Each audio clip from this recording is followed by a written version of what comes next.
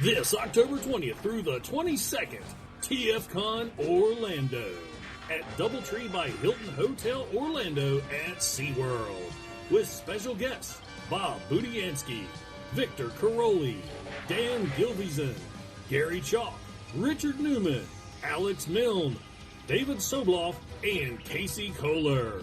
Meet mediocre YouTubers Bert the Stormtrooper, Deluxe Baldwin, Diecast Norbs, Engineer Hoist, Fire Togs, Ghost Prime, Kato's Collection, Patriot Prime, Rodimus Primal, and Treebot.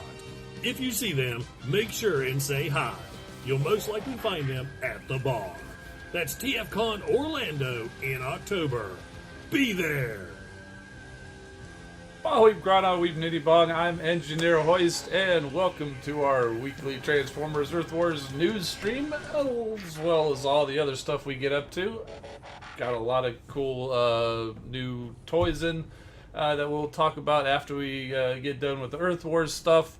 And, of course, you saw the news about TFCon. 2 weeks. 2 weeks away, we will be... or I at least will be over there getting settled in, getting prepared to go begin the TFCon adventure. And just a quick note about that, there's been a development. If any of you are happen to be going there and you're looking to find me, it's going to be a lot easier for you, because instead of having to try to run into me randomly, I got a booth. Because all of this stuff, a spot opened up and I got a booth, so I'm going to be camped out in one spot for most of the weekend. In the evening, it's a different story, but during the show, I'll be there. Hopefully, able to unload a lot of that stuff and meet all of you guys and other people too. So, just a little shameless plug there. I don't know exactly where in the room it's going to be. We haven't got those details yet, but it'll come anyway. Welcome to everybody. Thank you all for being here.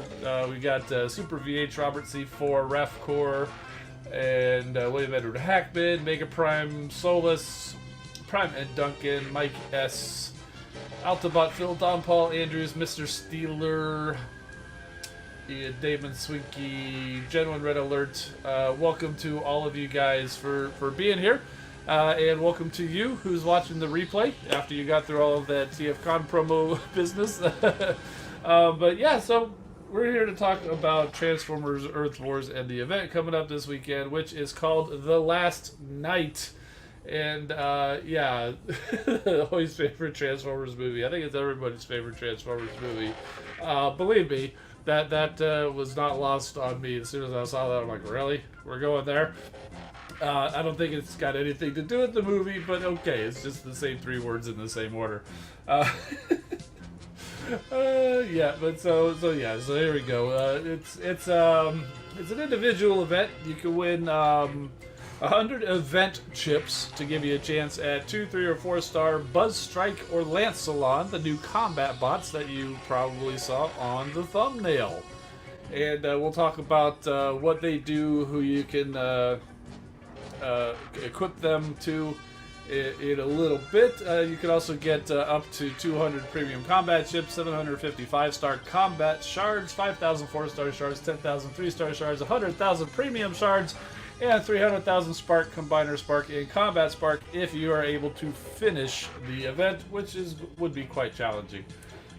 This is a prestige event for individuals. You don't have to be in an alliance. Starts usual Friday start time, ends at the usual Monday stop time. 50 prestiges, super XP throughout the event. Gotta be headquarters level 4 and tap the yellow event button. Pick your zone, win the battle, collect the points, and collect the prizes.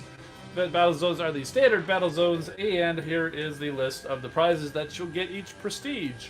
If you'll notice, it's 1,000 points per prestige times 50 prestiges is 50,000 points individually to complete the event and get all of those prizes that were listed on there. Otherwise, you'll get, a portion of that, and it's still going to be a good time. I mean, if you're able to get halfway through that, it's a 4-star crystal. If you finish, that's 2 4-star crystals. So that's pretty good. So I mean, it's not bad. It's not bad. So, and again, since it's individual, you don't have to worry about the peer pressure with your alliance mates. You can take the weekend off if you want, unless you got to do wars or whatever. Depends on your alliance and how strict they are. Yeah. So and for the event chips, there you go. It's a 50% chance to get get the combat bot, and within that 50% chance, there's also percentages for 2, 3, or 4-star varieties. They didn't publish that, but you can probably. It's a fair bet that it's similar to the character crystals, where you've got probably a 1%. If you're pulling a bot, it's probably about a 1% chance for the 4-star, 10% for a 3-star, 90% for a 2-star. I think that's what they typically go for in the crystals.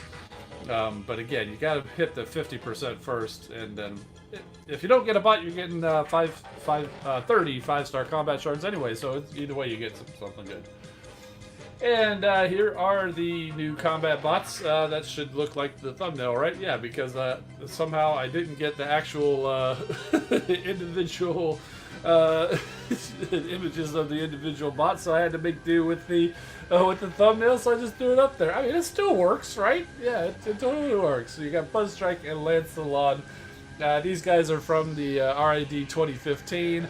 I don't know if they were ever in the show. I think I finished the show and I don't remember them, but maybe they were. I definitely did not have their figures because I didn't really get any of these little guys. I forget what they were called in the RID 2015, but I didn't get any of those guys. So Super VH is saying yes, they were in the show. Okay, maybe I missed that part. Yeah, so I also heard that Lancelon is typically an Autobot, but I mean, they're using him as a Decepticon here. I mean, clearly that's why he's got all the purple in there, because Decepticon, right? And I do remember there was some episodes where some of these little guys, these mini cons, were kind of switched allegiances because they just kind of were stuck having to work with one side or the other, and they switched. So they can that's what they do. They're temperamental like that. So Robert C. Ford says the Decepticon Lancelon is a toy line thing. So there you go. So there is a preference for it. I think it was Sights was another one where previous incarnations of Sights were associated with Autobots. In fact, one came with I think it was the Jackpot figure back in Kingdom, but he's a Decepticon in the game. Hey, it works. Yeah. And so here's the ability. You can still see the grass in their feet if you look close. So clearly I just cut these out of that one image. But their ability is pretty cool. It increases the bot DPS by a percentage, and then every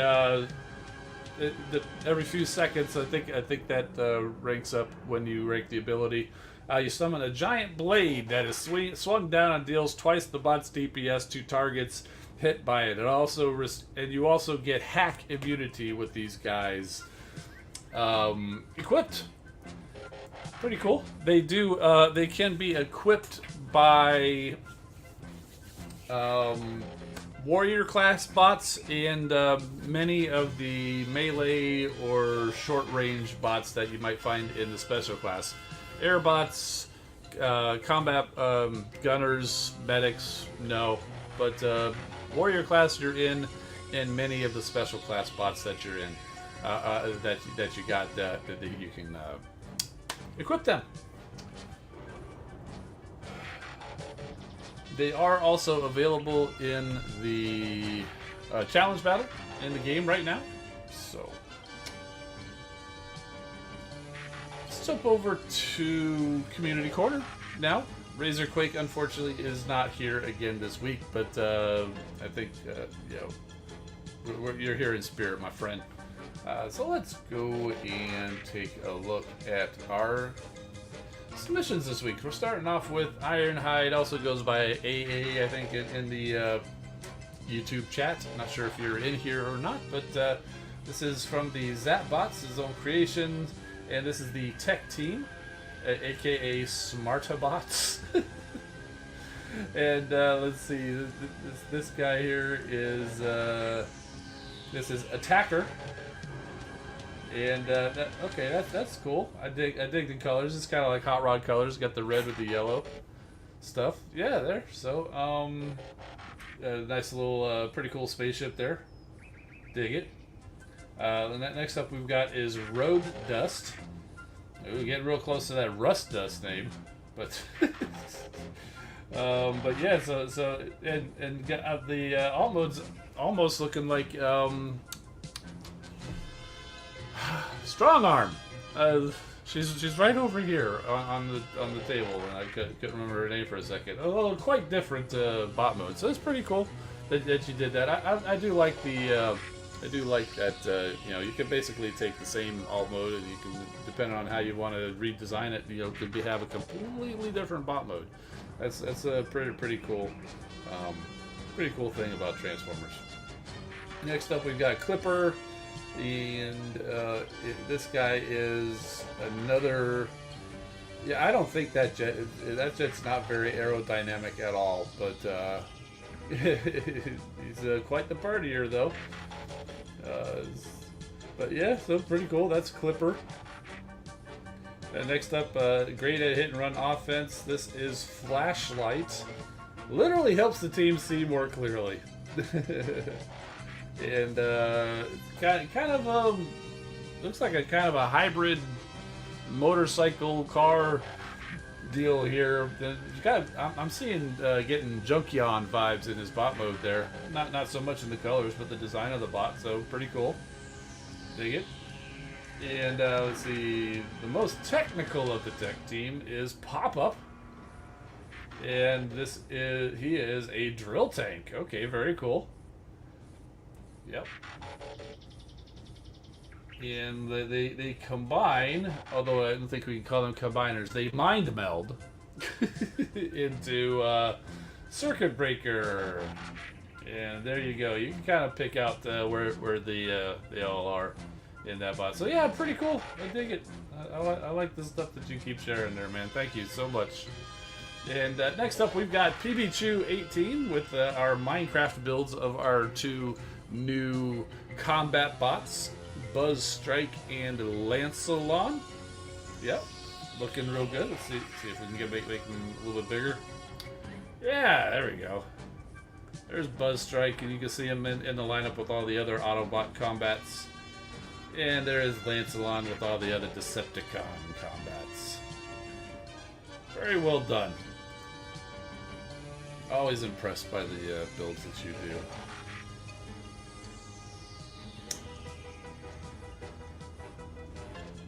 Robert C4 here has got, speaking of RAD-15, so we've got the Starscream. It says it'll be the holder of the sword that Legacy Armada Starscream came with. Threw it to the side the instant you got the figure. So let's check this out. Also found a way to hold his wings out, because I think they just kind of droop down, but he wants them out a little bit better. So he's got these couple of guns here, and so you can see where they kind of, I can see you've got the sword stowed there kind of in the gap there on his back. Okay, cool. And so there's a nice shot of him in the front looking pensive with his arms held behind his back. And there he is with that sword.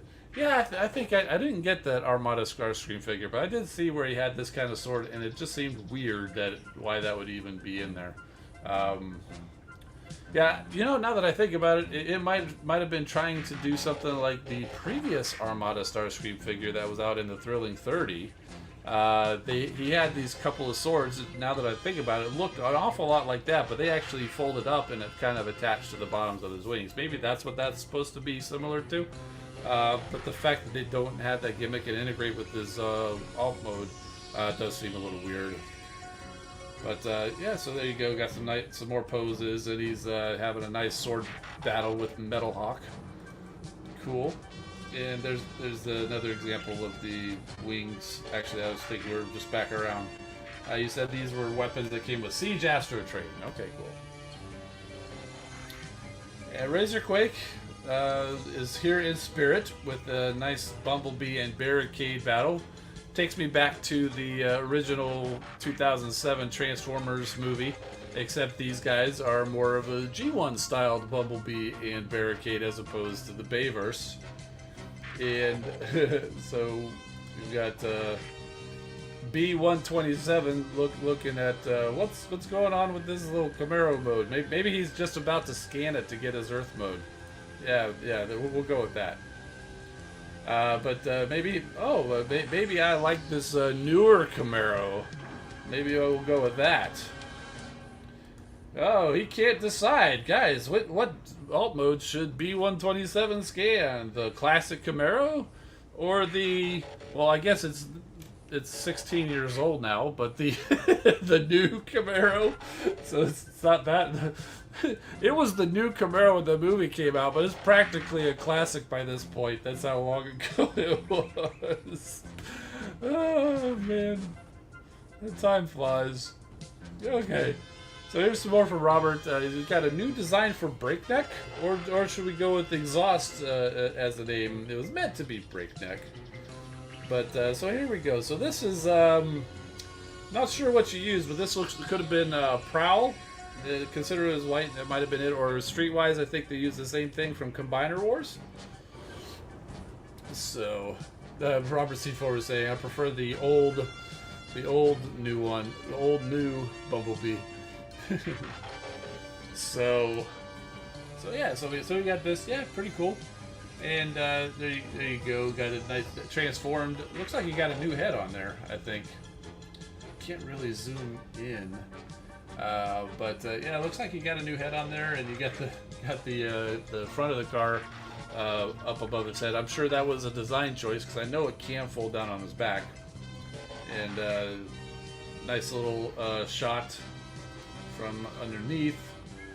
So there he is. There's another shot of him. Yeah, I think we're back around to the. Oh. There, I knew there was something else. I'm very proud of the back. Yeah, that's some good work you got there. So crazy story. Okay, he's telling us now. Okay, so crazy story.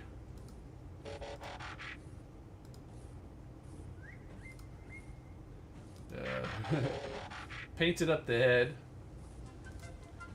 and used modeling clay to make the visor. Okay, cool. I've often wondered how people end up making. Custom heads, yeah, but the darn thing broke many times. I mean, besides 3D printing, but so modeling clay, that's a cool idea.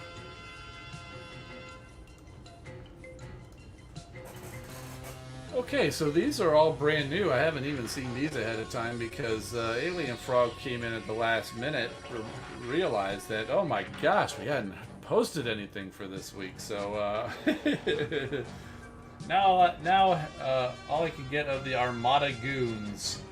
So yeah, so you've got. Looks like you've got that new hot shot with I think is it Jolt, the mini con there. Cool with Armada Prime and Armada Megatron fighting Armada Starscream there. Oh, and you recently got Black Arachnia. That's the Kingdom version. That's actually a pretty good version of Black Arachnia. I'm not gonna lie. That's actually a pretty good toy over there. I'm definitely no fan of spiders or anything like that, but Black Arachnia is actually a pretty cool character. And that's a cool toy of her there. So yeah, that's a good pickup.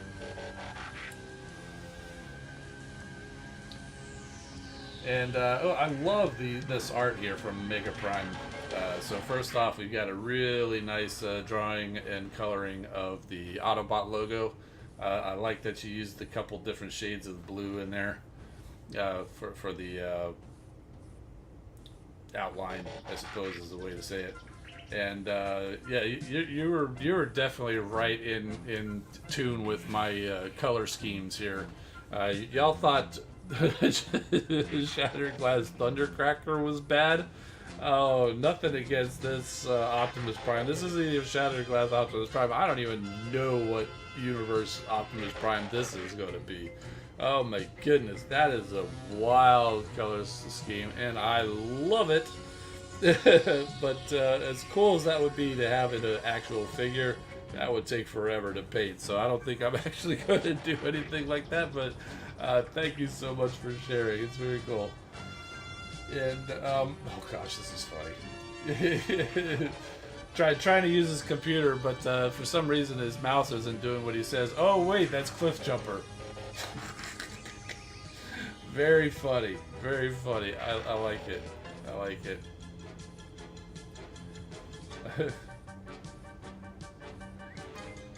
So let's go back to here. He's saying it's Shattered Glass Prime with Halloween colors thrown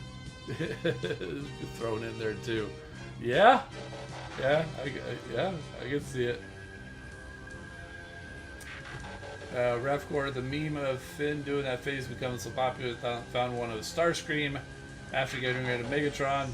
Okay, not really familiar with that meme. I'm usually pretty up to date, but you know, I definitely missed some. So, but yeah, Starscream laughing maniacally with his crown. And some bad comedy there. Angry Birds Transformers making fun of repaints since 2014.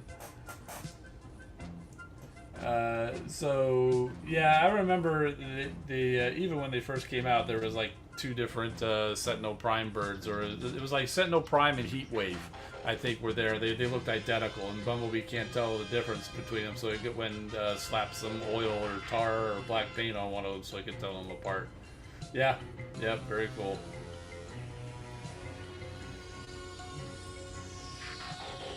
Oh, and some of your favorite works. Thanks to Angry Birds that you love Transformers. That is actually a unique way to get into Transformers. I'll give you that for sure. If they never happened, how would they be the gays? Okay, so let's see. So okay, we're gonna try to guess some of them. Okay, so this one definitely Animated Prowl. I do not know the Angry Birds names. I've definitely played the Angry Birds games quite a bit, but not to the point where I actually learned their names, or if I did, it's filed away in the dusty corners of the brain over there. So this looks like a twin cast to me. I would say Blaster, but he's blue, so that's twin cast, right? Yep. Pretty cool. And definitely looks like you got the pigs over here as the Animated Bludgeon, who famously had those three personalities, all represented by those three different faces. Definitely. And we've got, I'm going to say, well, with the blue and everything, that's Goldbug, but with the type of car, Goldfire. That's what we're seeing there. So, or who was originally in the comics, it was just like Goldfire armor, and it was still just Bumblebee. It was like Goldfire armor, you know. But in fact, I think the toy is even sold as Goldfire Bumblebee. But in the game, we're just calling him Goldfire. And that's fine, because there's no room to write out Goldfire Bumblebee. And this one is, well, it's like that Heatwave version. It's Fire Truck Blue. We're going to go Hot Spot. This is definitely Hot Spot. And yes, if Angry Birds were to put, I don't know if these are actually in the game or not, because I haven't played it in forever. But if they were to ever put Hotspot in the game, this is exactly what it would look like. It'd be that same fire truck bird, but with blue. Kind of like what they've done before with Inferno. It was on Generations. It was long ago. They had an Inferno, and then they did a Grapple, and they just made they did Hotspot just by making him blue. It's just a blue Inferno. I think they did a new head though.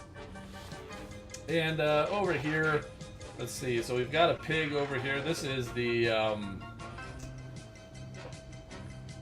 Megatron, but or was this Galvatron? This almost looks like the He's got kind of a truck chest, but it's still very much Megatron. And this one looks to me like Wild Rider. Could be Dead End, but I'm calling Wild Rider on this one. And we're back around to Armada Prowl. So what are you guys thinking on this one here? Rafcor's saying the Megatron truck. Yeah, that's kind of what I was thinking, like Dark of the Moon. Yeah, where he was the that truck. He had the cape and everything like that.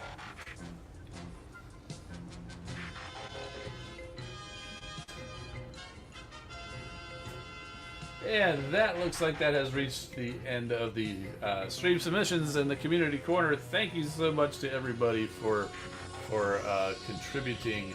And if you want to get in on the action next week or into future weeks, head over to my Discord. Link is in the description. Head on over there, say hi, look for the stream submissions post a little ways down the chat. It's always dated by what date the stream is going to be. I try not to cancel streams or move them out, but if I do, you might see the date change. So that's one of the things. But it's happened. Anybody who's been around a while knows it happens because life comes at you fast. For everything else, I don't know. I don't even remember what that product was, but yeah. So that's the community corner.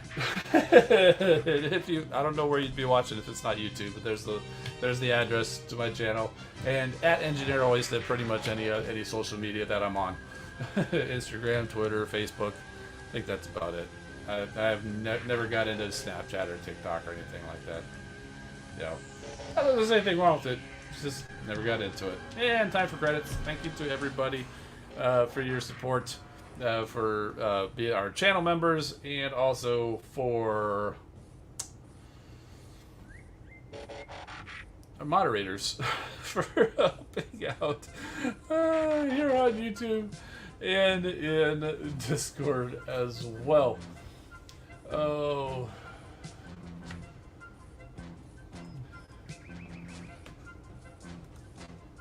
It seems I made an error. You guys are correcting me. It's not Bludgeon. It's Blitzwing with the 3 faces. That's what I meant. That's clearly what I meant. Did I say Bludgeon? I don't believe it. I don't believe I said Bludgeon, but I may have. But I clearly meant Blitzwing. So let's go back over here. These guys. That's clearly Blitzwing. If I said Bludgeon, it's probably because I was looking at this guy. But it's clearly Blitzwing. Thank you for the corrections so that we can make sure that the show is as accurate as possible for anybody who may not otherwise know better. I do appreciate it, and I may sound like I'm being sarcastic, but I really am thankful. Thank you. I'm more just like, ugh, can't believe I did that. But yeah, it happens. There was one time I was doing a review. We'll move on to this stuff. But there was one time I was doing a review. It was for Transformers Collectors Club Needle Nose, I think it was. It was a recolor of. I can close that comment. It was a recolor of Firefly from Combiner Wars. And while I was doing that review, every time I talked about him, I said Firefly. It's clearly Needle Nose, but I had Firefly on the brain, and so I kept saying that, and it happens. Your brain goes in a weird place sometimes. You know what you're trying to say, but the wrong word comes out the mouth. So, all right, so let's go over to the game, and I'm going to go ahead and throw the Cracking Crystals logo up there. The header, the Chiron is the technical term for the lower third that shows up down there. But before we do that, oh, by the way, if you want to get the preview of the news, you can sign up for the newsletter. It's just right there in the game. And so there you go. You hit sign up here, you give them your email, there you go. Transformers Earth Wars also has a Discord as well, just like me. So you can go get some information from there. This is all from this little news area in the game. So there's a story, chip updates. So Victory, Leo, and Tiger chest permanently added to the, be available in free, premium, character-specific, and 5-star combat chips. So very cool. And then you've got hard challenge battle and normal challenge battle, so you can see what Buzzstrike and Lancelon are doing. So let's go ahead and try one of these. Let's try the hard mode.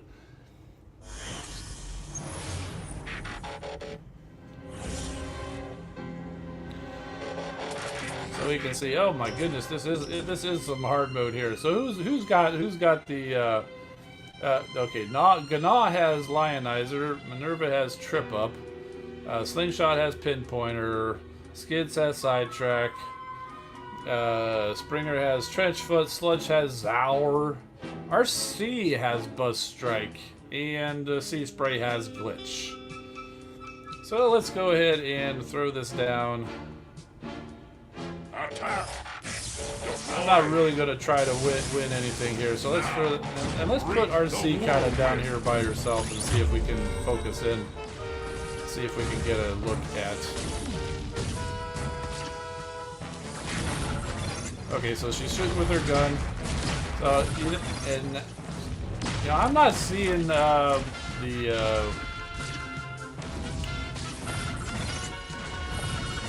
maybe the animation's not working on it, but you can see where she swung her arms there. It hit that resource way on the other side. So that's clearly the big blade over there.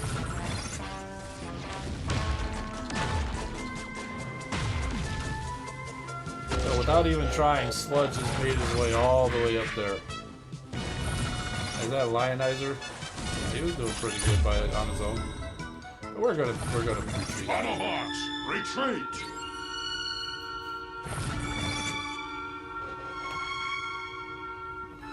So there you can go. You can tell I've seen it. The animation, So obviously you see them swinging around the little pot in their hand, and then the big blade is like this big kind of a little white beam that kind of comes out, and they kind of swing it there. So that's what that looks like. All right, so we've got some dispatch missions done. We've got new Cyber Pass quests. By the way, this is probably the best I've ever done on a Cyber Pass. I've got 4,640. That's the most I've ever done. In fact, I've almost got all of the total spark crystals. The most I've ever usually done. I've never quite hit. I might have hit 3,600 once, but usually I'm just barely getting to 3,000. But I've been playing a lot more this past Cyber Pass seasons, I guess. So yeah, pretty cool. And we're gonna go crack some of these crystals. These spark crystals. Oh my goodness, we've got dispatch mission chests to open too. Well, that's a nice little haul. That's what, 21,000 premium chips. Woo!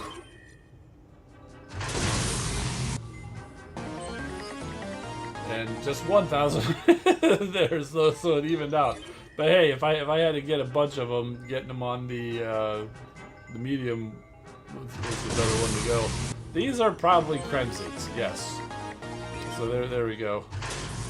Ooh, the new green Kremzings. I don't have a whole lot of them. I forgot they brought those out. Those are the acid ones. And these are like shards. These are from like the awards, because purchase the premium Cyber Pass. Basically, you get your monthly reward that includes things like the Kremzing canisters and these, which is that's a nice 125 star shards there.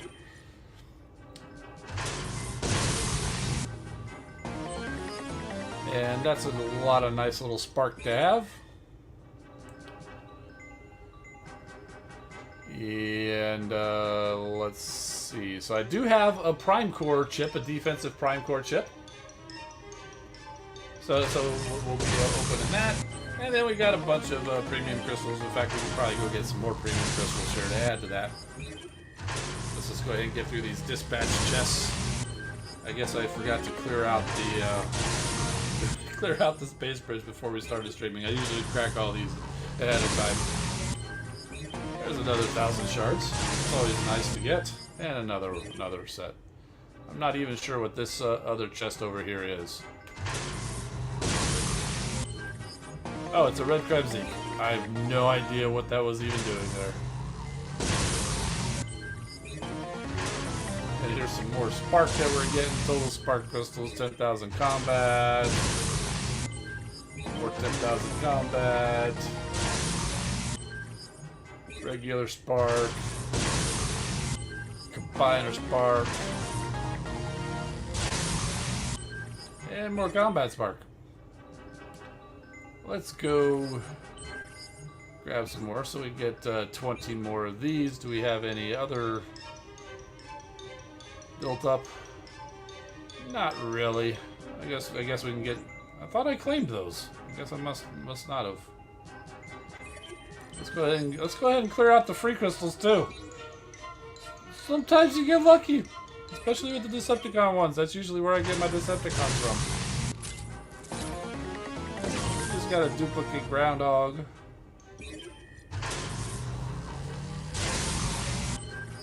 And red crab Zeke. Battle boost. And Big Daddy. And these power core chips, I believe, were from last weekend's event. That's food. I'm set on my shock towers.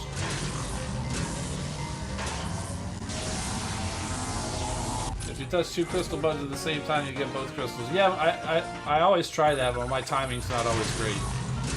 So, you know, in fact, I'm not sure how I did that there, I think, but I always try to hit two of them, but I missed. So.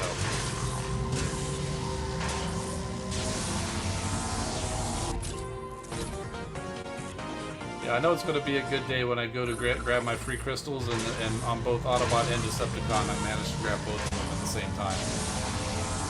Luckily, I saved this one for the end of the day since I wasn't successful, so not much day left to not be a good day. I'm kidding, I don't think that at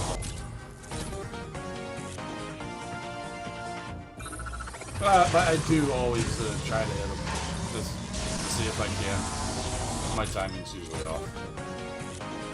I haven't even really been paying attention to what these are.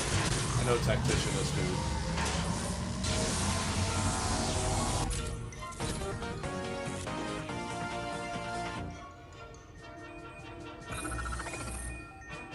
Alright, let's fire up the ×10 button and go through these premium crystals. These are duplicates. Snarl shows up. That's a appropriate one to show up, since we'll be talking about Snarl's new toy once the Earth Wars business is concluded. No new good power cores. It's always worth a check.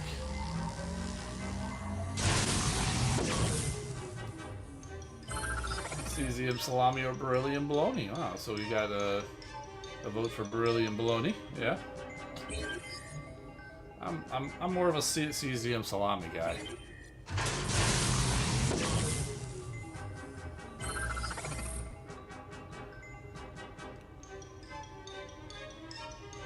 Not a whole lot of good stuff so far. This is pretty much how crystal crackings go. It's almost not even worth doing them on stream, to be honest with you. Unless we're cracking open something that we know is good, like this prime core chip or a 5-star crystal or something. It's almost not even really worth cracking anymore. It's all duplicates. Not even getting any 4-star duplicates so far.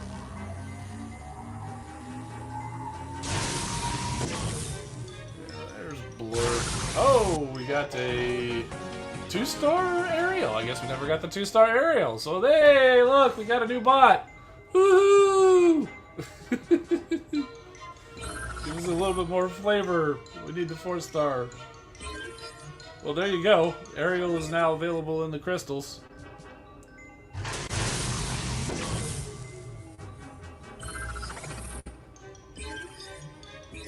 And let's see, can we grab anything else? Yes, we can. We can grab a 4-star crystal, and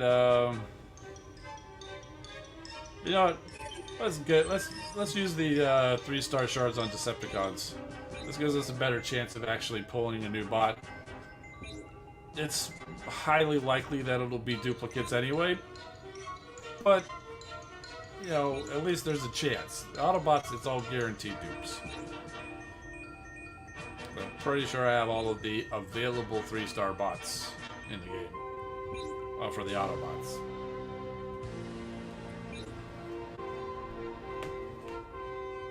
Alright, so here we go. We can't do the times 10 or anything at all, so we got a duplicate Black Arachnia.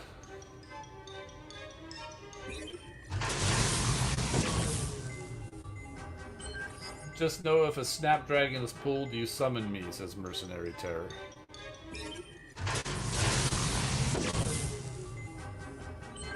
Well, it definitely won't be the Autobots unless it's a duplicate, because I do have all of the Autobot Snapdragons. Not sure about this cons. I don't think I have a 4-star Snapdragon for the Decepticons, though.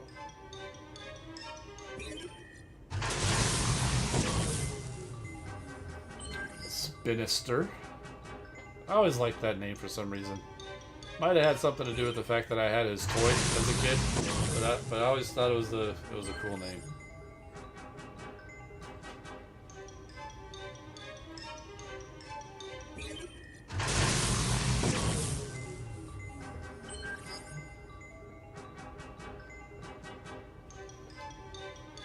The Sinister Spinner. That's right. They basically push those together. Spin and Sinister, and you got Spinister.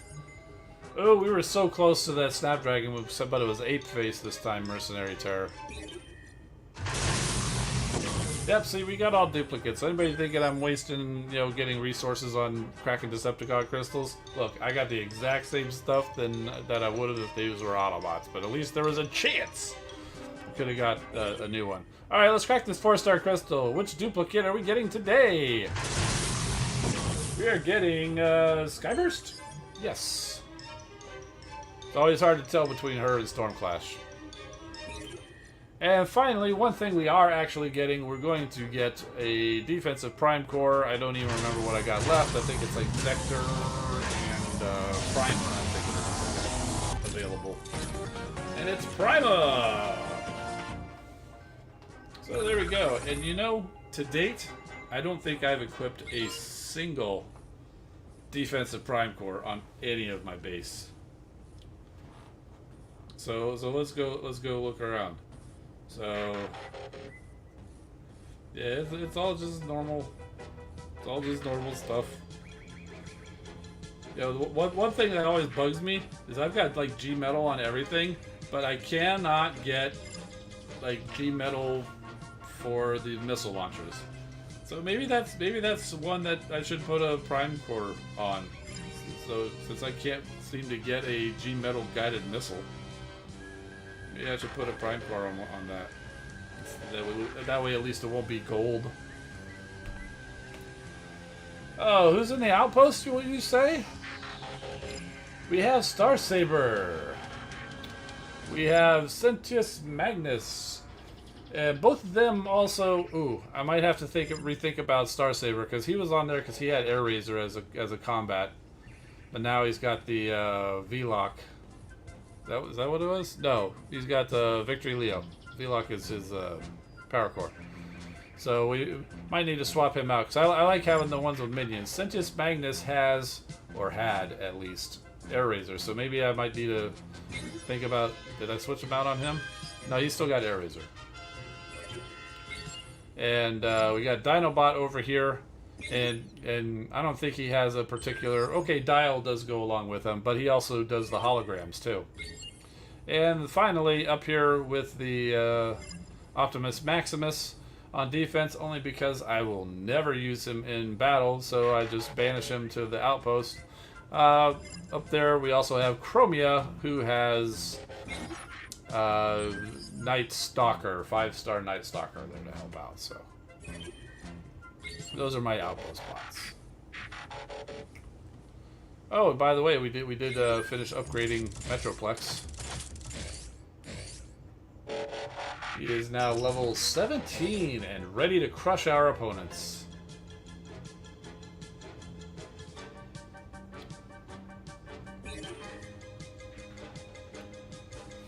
And I'll go ahead and activate him. It was nice having Fort Max there activated while Metroplex was upgrading, but Metroplex is definitely stronger, so that's why he stays activated.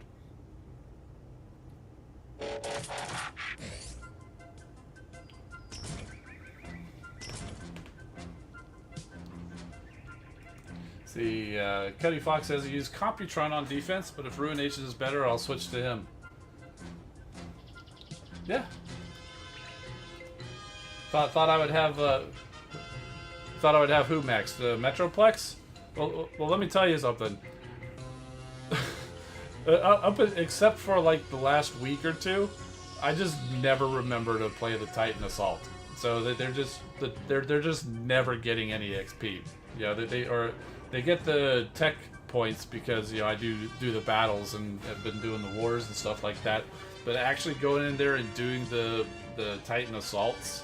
I always forget to do it. But here, I did it this week, so you can see. Roll out. There, I've got them both that far. So, but I can't ever get past this level 20 4-star. Same thing. I got the level 24 star on Fort Max. I can't quite beat that other Titan there, so that's about as far as I can get. So I'm trying to remember to do it. I think I did it this time, and maybe last week I think I did it. Oh, you guys want to see it? You want to see me lose a Titan Assault? Sure. I already told you it's against this 4-star Scorponok at level 20, and my Fort Max is like 13 or something like that. You got Max Spark on both Titans? Yeah, I'd love to have some. I'm trying to avoid the catch-up bundles. I did that once already, but I'm actually trying to save money now, so I'm trying to not get those catch-up bundles. All right, so let's drop Fort Max. I always start with the 2-star ability. And go 3-star ability. And 4-star ability. And right about the time that's all done, the 2-star ability should be ready to come back around again. So that's about the best I can do. Nope, so I fast forward until one of them becomes active.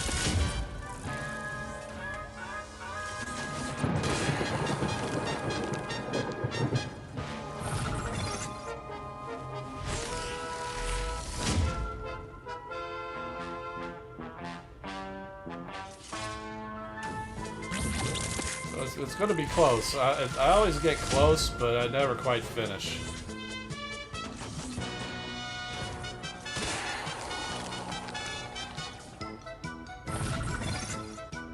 If I actually manage to get this one while you guys are watching, that'll be a miracle.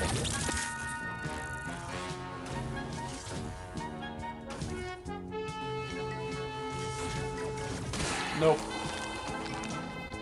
Typical result from that guy. Freedom and justice will prevail.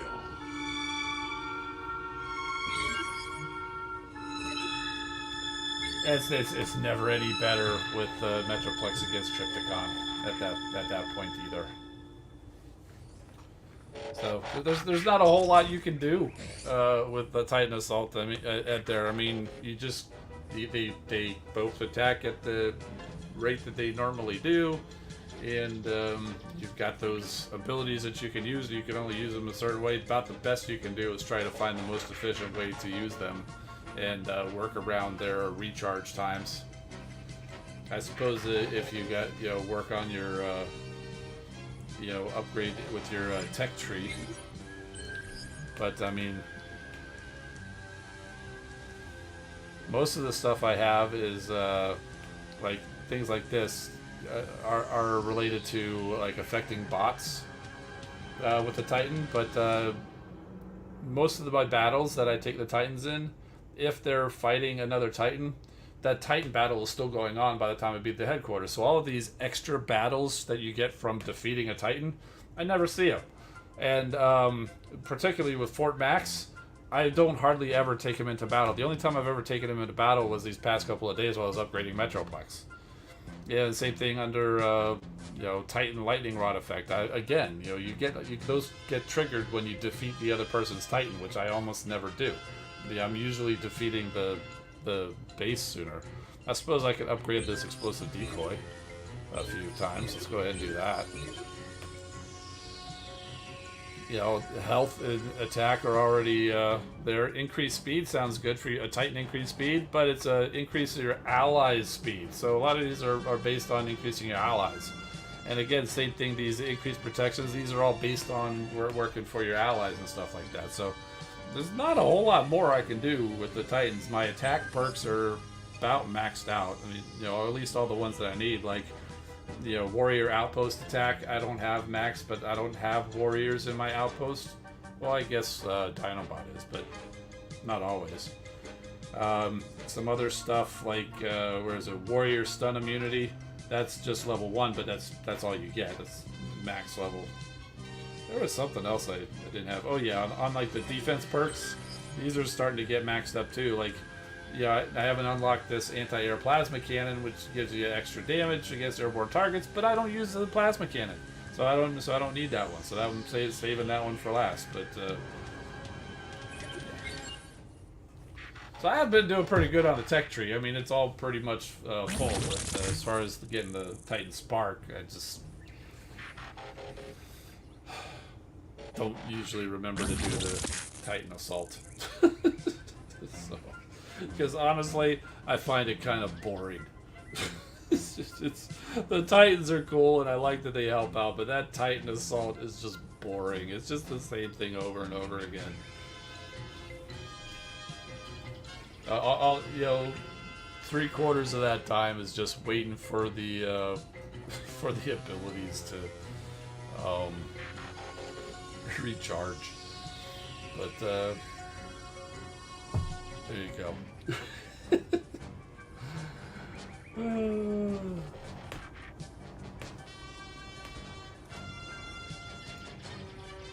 Mike is saying I maxed out the perks a long time ago. Yeah, so you guys are probably running more battles than I do too. I don't run that many. There's some times where I'll go a couple days where I don't even play, or might just play one thing. It's just sometimes I got other things to do. You're almost done with all of your Autobots in EM mode. EM. Why am I not thinking of that elimination mode? Is that what you're talking about? Autobots, roll out. Almost done with all of them? You mean like, as far as like leveling them up? So you got almost all of your bots leveled? Well, that's impressive. I've been going through lately, most of my 4-star and 5-star bots have reached a point where if they need research, they've been researched and they're like above 50 or 60, so it's taken a while before they get to the next needs a research stage. Although I have had a couple of them lately starting to reach 60. Impactor most recently reached 60, and so he's actually got about 2.5 days left on his research. I didn't skip it. I just let it keep going. So he's the last one there. And oh look, we've got a couple of ranks we can do. Skyburst, yeah, sure. And I saw Perceptor. Yeah, let's rank up Percy. Is there anybody else? Did we get anybody? No? No? Yeah, so there you go. Other than Impactor there, who's currently getting upgraded, all my 4-star and 5-star bots, they're all active. They're all still out there earning XP. So I've started working for like building the 3-stars, but even on my Decepticon side, they're all doing pretty well. I still need to get to Nemesis Prime. He's been waiting for research for like 2 years. Counterpunch, Skull Smasher, Celagon, Shrapnel, and Razor Claw. They're my most recent 4 stars, and they all just hit needs research. And I got plenty of Decepticon 3 stars. So I've been working on trying to push the 2 stars through. Like if I didn't want to wait too long to do a research, I just want to do like a day-long research. I got plenty of these guys down here, like at level 30. That's a 1-day research. So sometimes I just push through the to get the 2 stars through, and end up with the all max 2 stars, and that does help your overall squad power and whatever. So. That's a tip for anybody who's watching and wants to know how do you get to a higher player level to unlock things like headquarters and stuff like that. You see where it says 95 up there in the corner over there. If you're having trouble raising that up because, what other buildings can I raise up? Go level your bots. When you level your bots, you earn XP and it raises that level too. So they're a lot of people have probably surpassed me by now, but there was a time where I was at a higher level, or at least the same level as some other people who had like maxed out bases, while I was still like 2 base levels behind, just because I use all of my bots and I level all of my bots. So I earned a lot of extra XP that way, and even the alt faction you saw, I've got a lot of them pretty high level, and so all of those levels count as XP, and it helps raise your player level. So, but yeah, that's just me. I like playing them. I like playing the game. I like using the squads, but yeah, I never really put a whole lot of thought into it, like the extra strategies and the meta and stuff like that. It's all cool that for anybody who does that, but I really don't. Yeah, I just like using some of the flashy abilities and winning the battles. But yeah. Oh, Prime Ducky's got a tip for grinding a lot of Zen. Bring Magna Boss, go into zone 15, 14, 13, and deploy a rush bot to go to the HQ, and then have Magna Boss destroy the base. Yeah, Magna Boss clears out bases pretty well. I don't know about 15. I haven't really gotten the confidence to regularly go into zone 15, but my Magna Boss can tear up a zone 14 base like it's nothing. So yeah, but in elimination mode where you get the Zen, like there's the Energon for anybody who's not familiar with the slang or the short form. Combiners cannot damage the headquarters. 0 damage. I last time I was doing elimination mode, I was trying to also use the combiner up, and I'm sitting there. I got Magna Boss working at it, and he destroyed the base, and it was like, why isn't he damaging the headquarters? I'm like, oh right, it's elimination mode, that doesn't count. So that's why you still got to take at least 1 bot, and you rush them up there, and so they're sitting there at the headquarters, just kind of just sitting back waiting. Okay, Magna Boss, you done? No, I want to go get this headquarters done now. So yeah, that's a good tip. And if you don't have a strong enough combiner to do that, find a zone that can. That'll work for you. So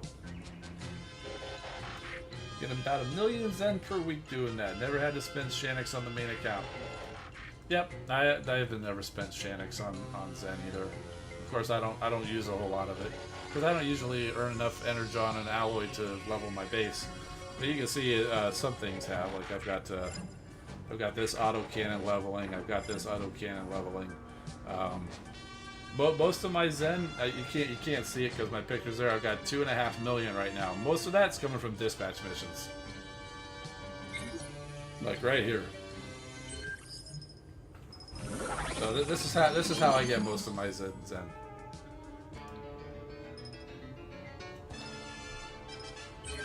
See?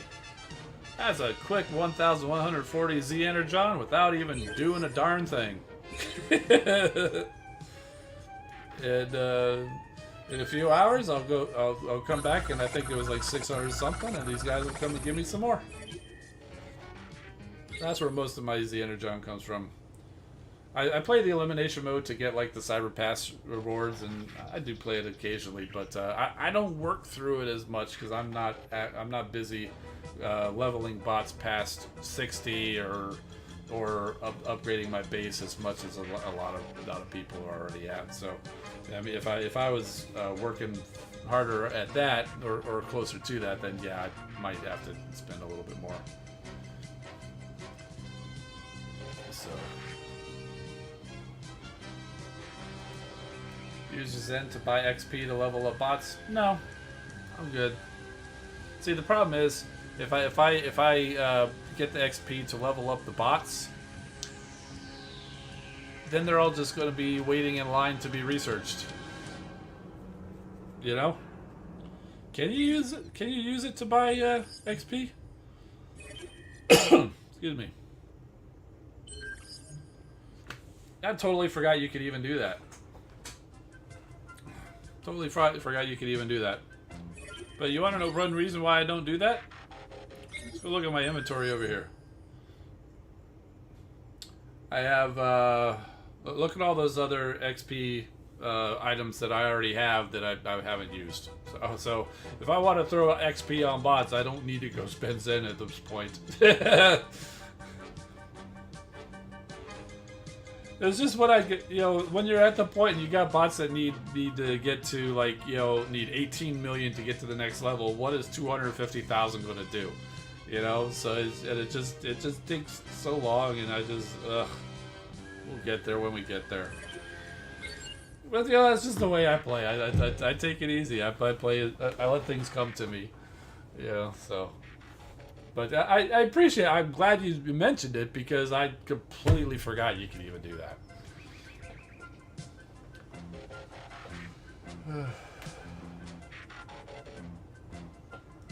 Oh, Megatronus and Prima defense core should be put on an MDS or a shock tower. Destroy many bases with blades or purple crimson with players who slam their Megatronus on a hackable defense. Ooh, yeah.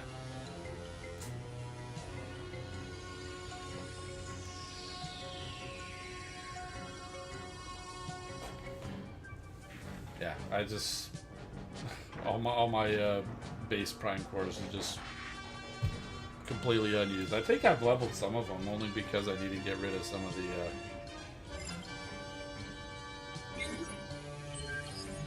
Yeah, I've leveled a lot of them only because I need to get rid of the other cores because I was getting to get too many. I need something to spend my alloy on, but I haven't actually equipped them to anything. What are you gonna do?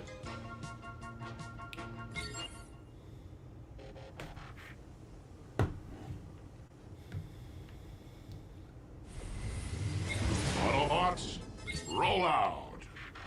Well, tapped the wrong thing accidentally, or just tapped something. Not really the wrong thing. Alright, so I think that's enough Earth Wars for tonight. I think it was a good chat. I mean, we can still talk more, but I got other stuff I want to get to. Okay, so if all you're here is for is Earth Wars and you don't care about the toys, have a good evening. Thank you for coming. Otherwise, stick around. We got stuff to show off. It's, including a particular little Dinobot, which I already talked about last week, but he was stuck in a box back then because I was a little busy. He's out of the box now, and it's a little baby Snarl. And it's actually kind of funny when you look at the way he transforms. You can see his legs. It's basically his arms are just kind of bent up like this, and so and you know, and you can even kind of see, you know, if you take the sword out, you know, he's even got visible head syndrome sitting there sticking out the tail. So it's like he's kind of on his elbows and knees and just kind of bent his legs basically up. You yourself could probably almost get in this pose of Snarl. But let's take him over here to the other camera.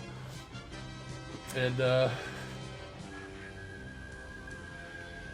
right, thanks for coming, Prime and Duck. We'll catch you later. Thanks for all the advice. All right, so yeah, so here he is. He does have a nice little sword. You can store it on the belly. There's a slot there, but doesn't it doesn't stay very well.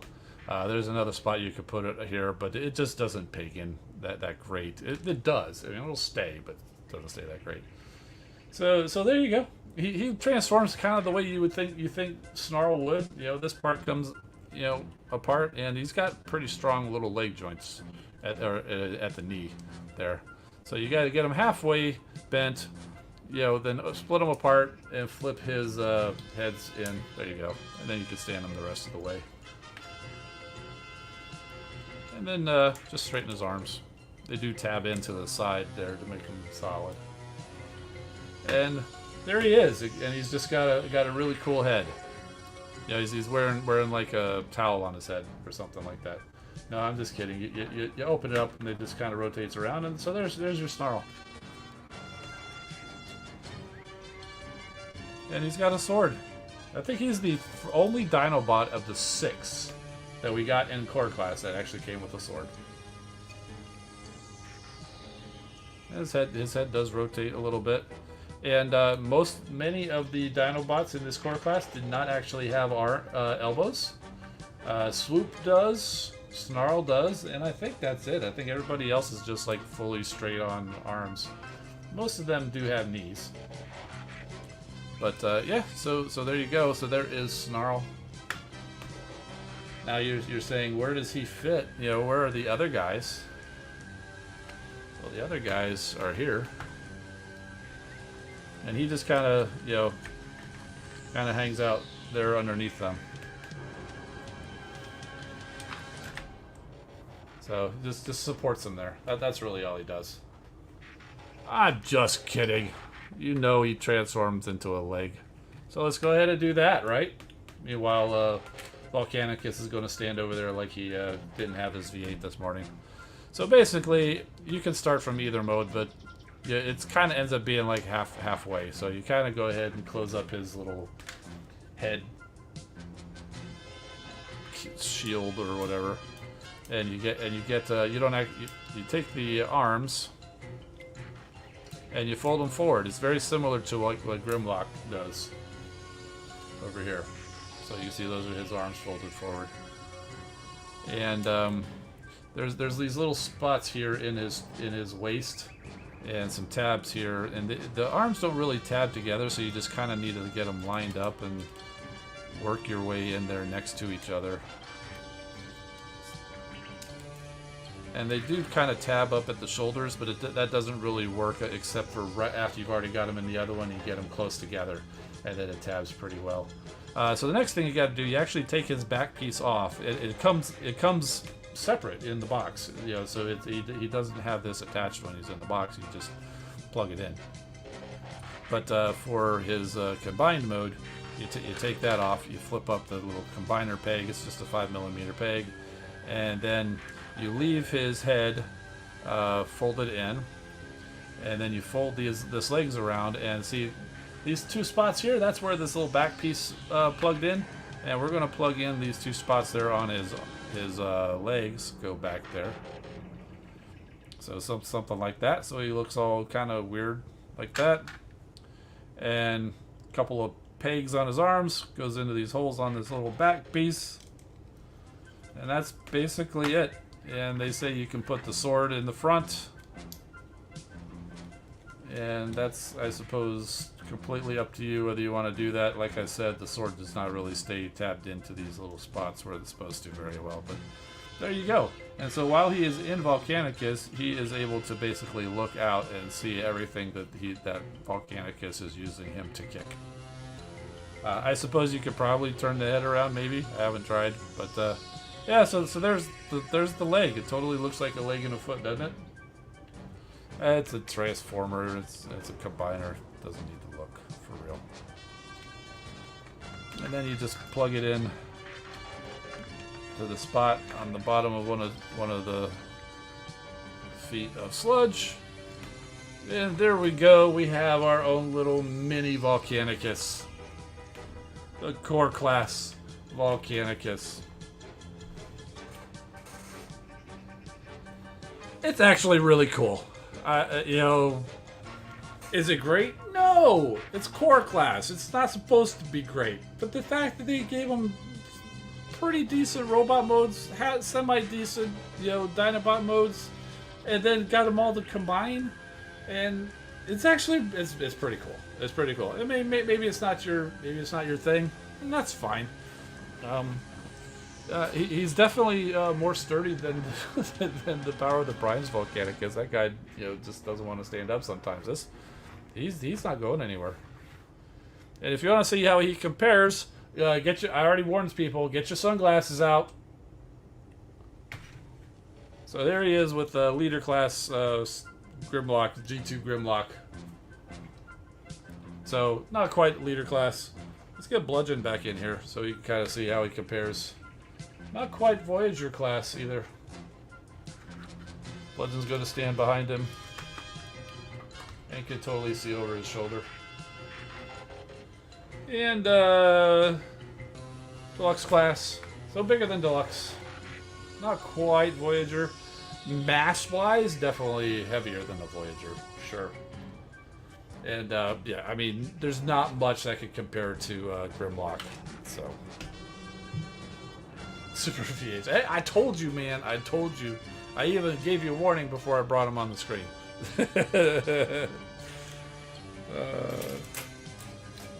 Quit laying down on the job. All right, so we got that guy. So Snarl was the first one that came in. We'll go ahead and leave them over there. Oh, I can't even remember what order it was. So we'll just go with this. Bombshell showed up. So he's a pretty cool little transformer. You know, this completes the Insecticons. We've already got Kickback and Shrapnel. I did not bring them; they're packed away. Like I said, you should see, I've got barely any space to move in here with all this stuff that I'm trying to prep for TFCon. So little room. But anyway, so yeah, he's a pretty cool little bug. Seems very similar to Shrapnel, honestly. So we can probably transform this guy pretty quick. So we've got you know, this piece just kind of covers his head. It's got a little spot in here where and it's kind of a tab. It doesn't really go in very well. It's more of a suggestion. And he's got this extra little flap on the back here. I've seen people say that's supposed to be the bug mouth, and I see no other reason for it to be there because it serves no purpose. But if you really wanted your rhinoceros beetle to have a mouth, this one does.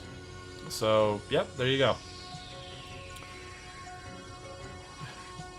Pretty standard transformation step for a lot of bots. You just fold the wrists in, and the arms, they'll, you know, just swing around to the back. I love how they do this too, because he's kind of got the you know, almost like a ball in there. But when you rotate this back, it's all reveals this nice yellow paint. So that's pretty cool. And for the legs, first you give it a 180 twist, and then you open up the panels, flip the feet towards the bottom, which is now the back. You plug them together, and then you kind of rotate them forward, and they do tab in underneath here. And it was always weird. This is what makes me think of Shrapnel, because you always think when you open up a panel, you usually close it again after you make a move, but that's not the case with these guys. You open them up and it just kind of stays down there. But that's intentional. That's the way it's supposed to go. And then the arms do tab in a couple spots here on the thigh, and then also in this little panel over there. It's not always easy to find the right spot.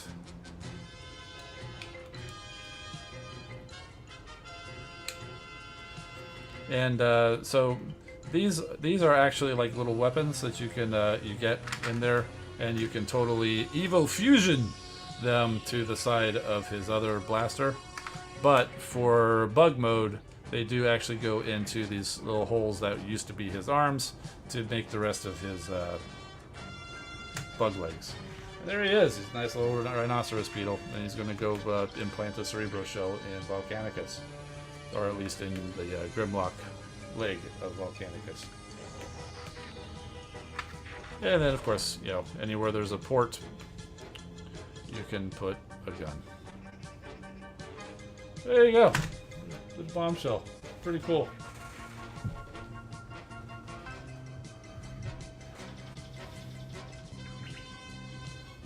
Yeah, Robert C4 says, pretty cool that Hasbro used the ball joint hole to double as the eye. Yeah, you know, I never even thought that that would be like the eye.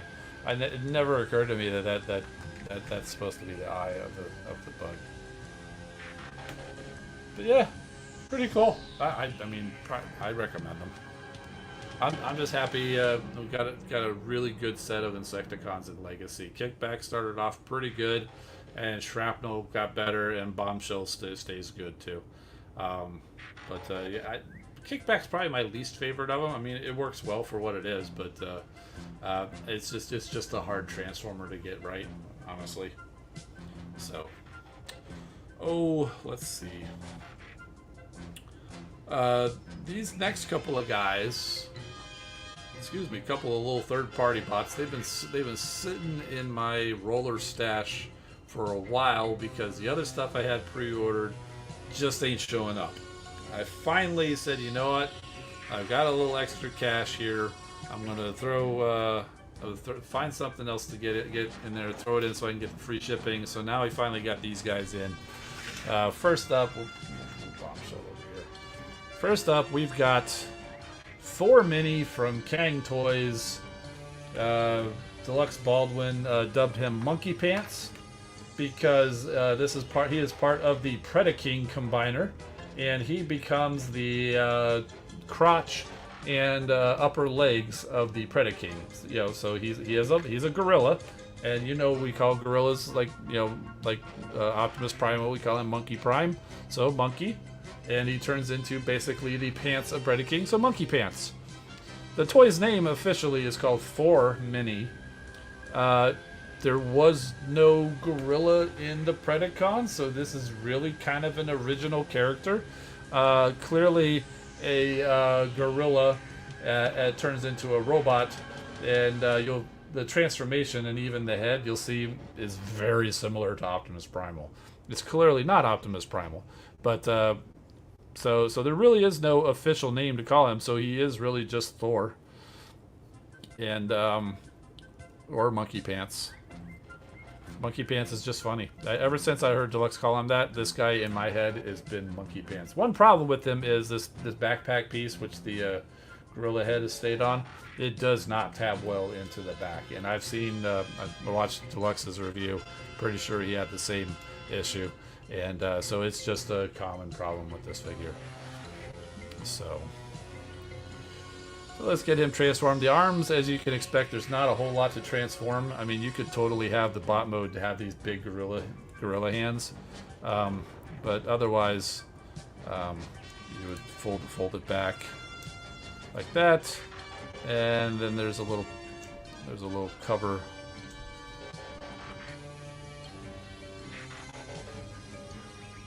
That opens, and you can flip out a smaller hand.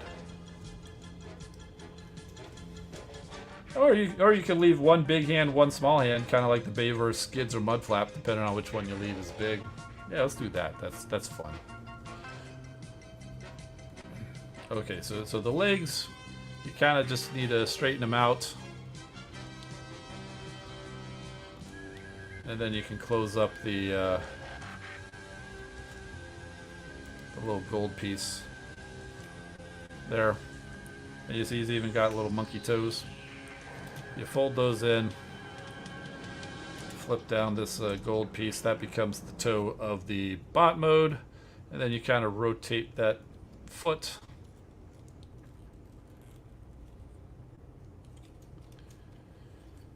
You get the arms out of the way, you rotate it at the thigh, backwards, and then you rotate the waist.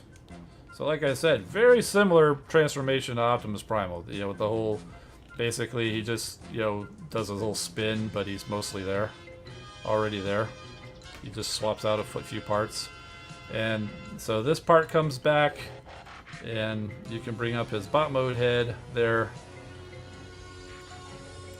Turn it around where it needs to be. The monkey head turns back, faces back, and folds in to this little backpack thing there. And then this comes back up and tabs in. It tabs in a little bit better in bot mode. But when it's in monkey mode, it does not stay tabbed in very well. So here we are. This is basically Thor Mini in mostly bot mode. I left the one gorilla hand out because I think that's funny that he's got one big hand. He's got a blaster. Pretty cool little blaster. And even better, he's got this really wicked like mace club. It's got a little saw in here. It's got spikes all over it. It's got a trident or whatever. This clearly looks to me like it's going to be the tip of the Predaking sword. But it's kind of hollow in here, and it's got the little spots there. So this actually may not be the tip, but it would make a pretty cool tip. I mean, it's like a double layered trident. So yeah, so pretty cool. And I didn't even try this yet, but yeah, you could probably totally get his hand. Yeah, and his gorilla hand actually holds this a little bit better because it's a tight fit getting the handle through his robot mode hand. So there are definitely some tight joints around here, and I may not have quite got his legs done quite right, but I'm pretty sure he should have better articulation on his knees. But yeah, so there you go. There's I didn't bring the other Kang figures, but he's the fourth one. It's no Super VH. It's not Monkey Crotch. It's Monkey Pants. It's Monkey Pants. But there you go. Yeah, Monkey Pants. So I'm actually pretty excited. So the only two left are King Mini, which is their Razor Claw, and Pharaoh Mini, which is their Rampage. So those are the only things left. So if I wanted to, I'm not going to, but if I wanted to, I can make the entire lower half of Predaking because I do have the Tantrum, the Headstrong, and now Monkey Pants. So I could make the waist down version of Predaking. And of course, I do also have their Dive Bomb was the first one I got, really. But I do have him. But he's unarmed. There's nothing to attach him to, so he would just kind of have to stand up there and flap. Alright, so the other thing that was in there, hanging out with Monkey Pants, and I completely forgot how tiny these little dudes are. From New Age, it is, I don't even remember the name, Scott, I think it was. His box is right over there. Yeah, Scott. So, yeah, Hound. You guys know him as Hound. So, very cool. Really good looking Jeep mode. As you can see, the bot mode is fantastic as well. Par for the course from New Age. New Age is amazing. But the last few that I've gotten from New Age, in this Legends class, it was like Grimlock, who's a larger figure, Ultra Magnus, Optimus Prime. They're all larger, kind of, on par with Monkey Pants over here. So you can see the difference of going from Monkey Pants down to, Hound here. That's a pretty big difference. I mean, even the core class bots are quite a bit bigger than this guy. But but the engineering on this thing, the transformation and everything, the way they move, get everything where it needs to go, it's pretty amazing. And I started following the instructions at first, but then I really just kind of figured it out just on my own. The New Age, it's pretty complicated transformations, but they're pretty intuitive too. So yeah, so he's pretty cool. I don't know if I'm going to transform him right now, but I do want to. Since I brought the box over here, I want to show you guys something. First off, I haven't put it together, but it does come with a little cage for the theoretical Ravage. And it just occurred to me, I do have their sound waves, so I do have a New Age Ravage that I could totally put in this cage. It also came with some other stuff.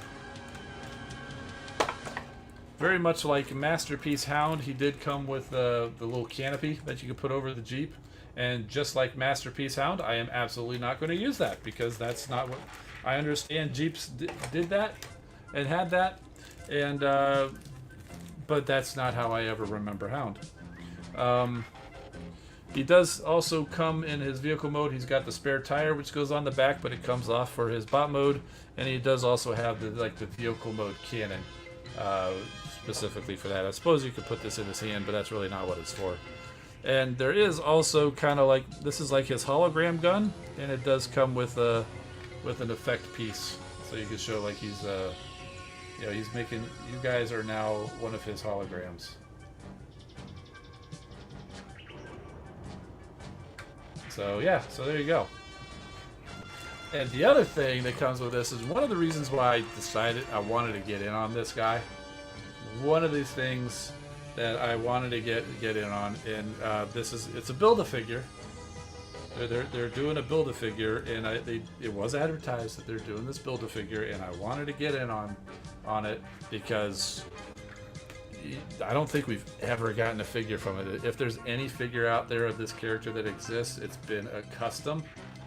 It is the first part of, I don't know if anybody can guess, but this is like a spare, and I love that this part actually came with them because it's like a leg. It's a spare part that looks like it would be a spare part for Hound. And it's actually going to be a big one too. Now that I see the leg standing next to him, it's actually going to be a pretty decent sized bot. I don't even know what other bots the other one comes with. Just trying to see if anybody has any guesses for who might be the owner of this leg. It was made out of spare parts and sometimes feels like a monster. It was only around for one episode.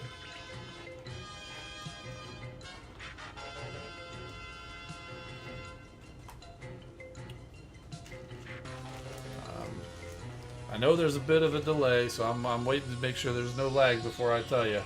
I got question mark, Fireline, no. Okay, it's Autobot X. Like the Frankenstein Transformer. That spare bot made out of spare parts that they transferred Spike's mind into that one time.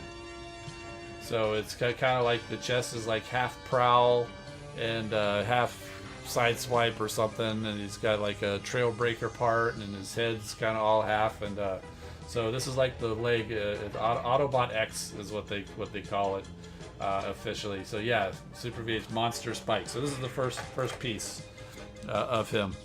So pretty cool. I knew I wanted that, even if I didn't want Hound, which I did want Hound. Even if I didn't, I would probably get it just because I wanted to get that Autobot X. So, like I said, there's at least 4 more pieces. There's at least the other leg, the 2 arms, and a torso. They may do like multiple pieces in the torso, but there's at least 4 more pieces. I have no idea which bots those are going to be coming with, but I need to keep an eye out for what those are going to be. Oh, let's see. And so we got those guys, but those were the ones that were sitting there waiting and trying to figure out, what could I do to get them here. Well, the bot that I threw in to add to get him to ship is this guy.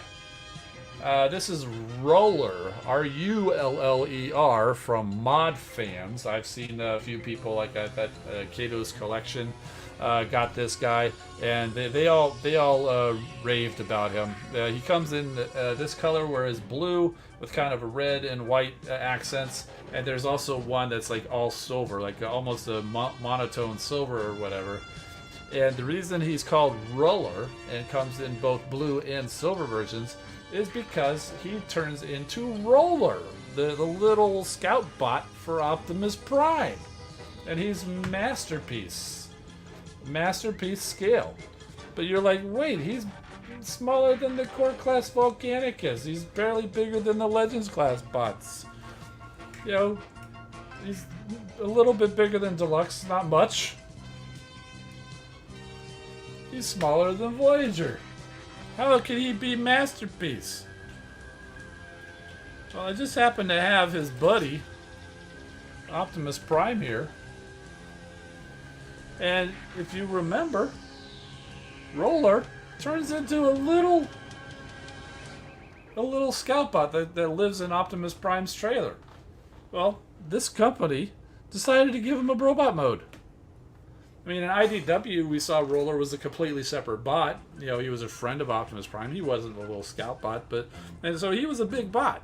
And so that was what made me surprised. Is the only time I've seen Roller actually have a humanoid robot mode, was that he was he's a kind of a larger bot. In fact, he used the same mold that that was from Mastermind Creation that was similar to Bludgeon. So imagine this being retooled into like a Roller. But that's not what Hasbro did, or these guys. But no, he actually turns into like an actual little Roller in the Masterpiece, the proper Masterpiece scale. And Roller was a little guy, so he turns into a little bot. So as soon as I realized that, I was like, oh yeah, duh, that totally makes sense. But it was a little surprising to me at first that he was a little smaller. And I knew he was smaller before I ordered him, but when I first learned that he was Masterpiece scale but smaller, and I was a little surprised. But then I was like, well, yeah, totally makes sense that he's a little mini bot basically. Bring this closer in, and he's asking, where does he go when Prime's trailer goes away? Well, he goes with the trailer. He goes with the trailer. Yeah. There you go. He guards the trailer. He goes to sleep. Speaking of sleep, yeah, I hear you. One more thing before you go. One more thing I wanted to show you. It's time to get the sunglasses again.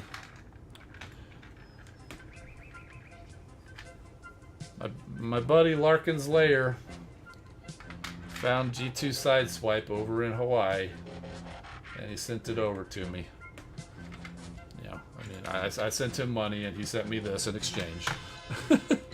But it's funny because he's going around and he saw like 3 of these. He'd put them up. Hey, look what I found. Anybody want it? And I'm like, nope, don't need it. Don't need it. Don't need it. Don't need it. Don't need it. Don't need it. Don't need it. And finally, the 3rd time around, I had seen the Toy Hacks labels that they're doing for this guy. And it's just absolutely amazing, and so I finally said, "It's like, okay, dude, if you're still there, get it for me.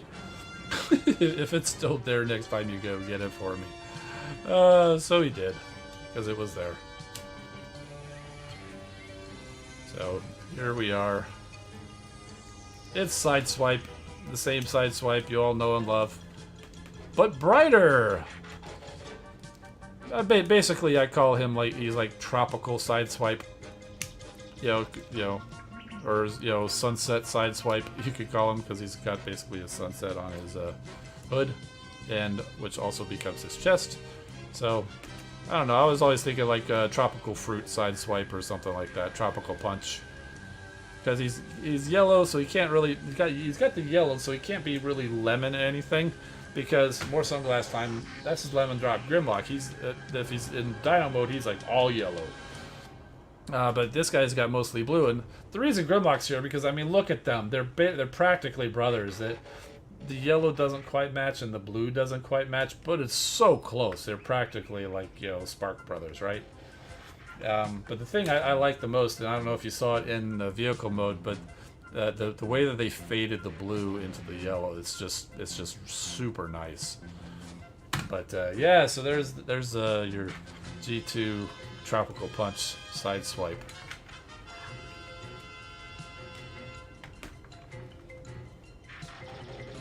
Along with his buddy Lemon Drop Grimlock. He's got a little budget Sunstreaker. No, as a budget Sunstreaker was the other yellow Sideswipe we have, which is known as Tiger Tracks. Or Tiger Track. Yeah. Oh, I like that. Capri Sun. Yeah. Capri Sun Sideswipe. Yeah. That could work. I was trying to think of fruit drinks or fruits or something, because playing off of the watermelon mirage that Deluxe Baldwin, he always comes up with the great nicknames. We had watermelon mirage, so we got lemon drop Grimlock, we got tropical fruit, side swipe because he's got multiple colors. And, we've got Nacho Jazz. Let's not forget about Nacho Jazz. Not so much tropical. I suppose if we want to stick with the fruits, we call him Orange Crush Jazz. But he's got the nachos painted on his door, so he's got to be Nacho Jazz. All those little triangles, that's like totally nachos. So he's Nacho Jazz. Or if you want to go with the brand name, Doritos Jazz, but yeah. And so that's basically, if we take him out of here, because I already had him, that's basically the lineup of new stuff that I got over the past week or so. Sideswipe just came in today. Monkey Pants and Hound and Roller came in yesterday. And Bombshell came in a few days ago. Snarl was here like last Wednesday or whatever. But I pretty much just got them all opened up like yesterday or today. So, but yeah, so pretty good little haul there. Juicy Fruit Sideswipe, yeah, that's another good one.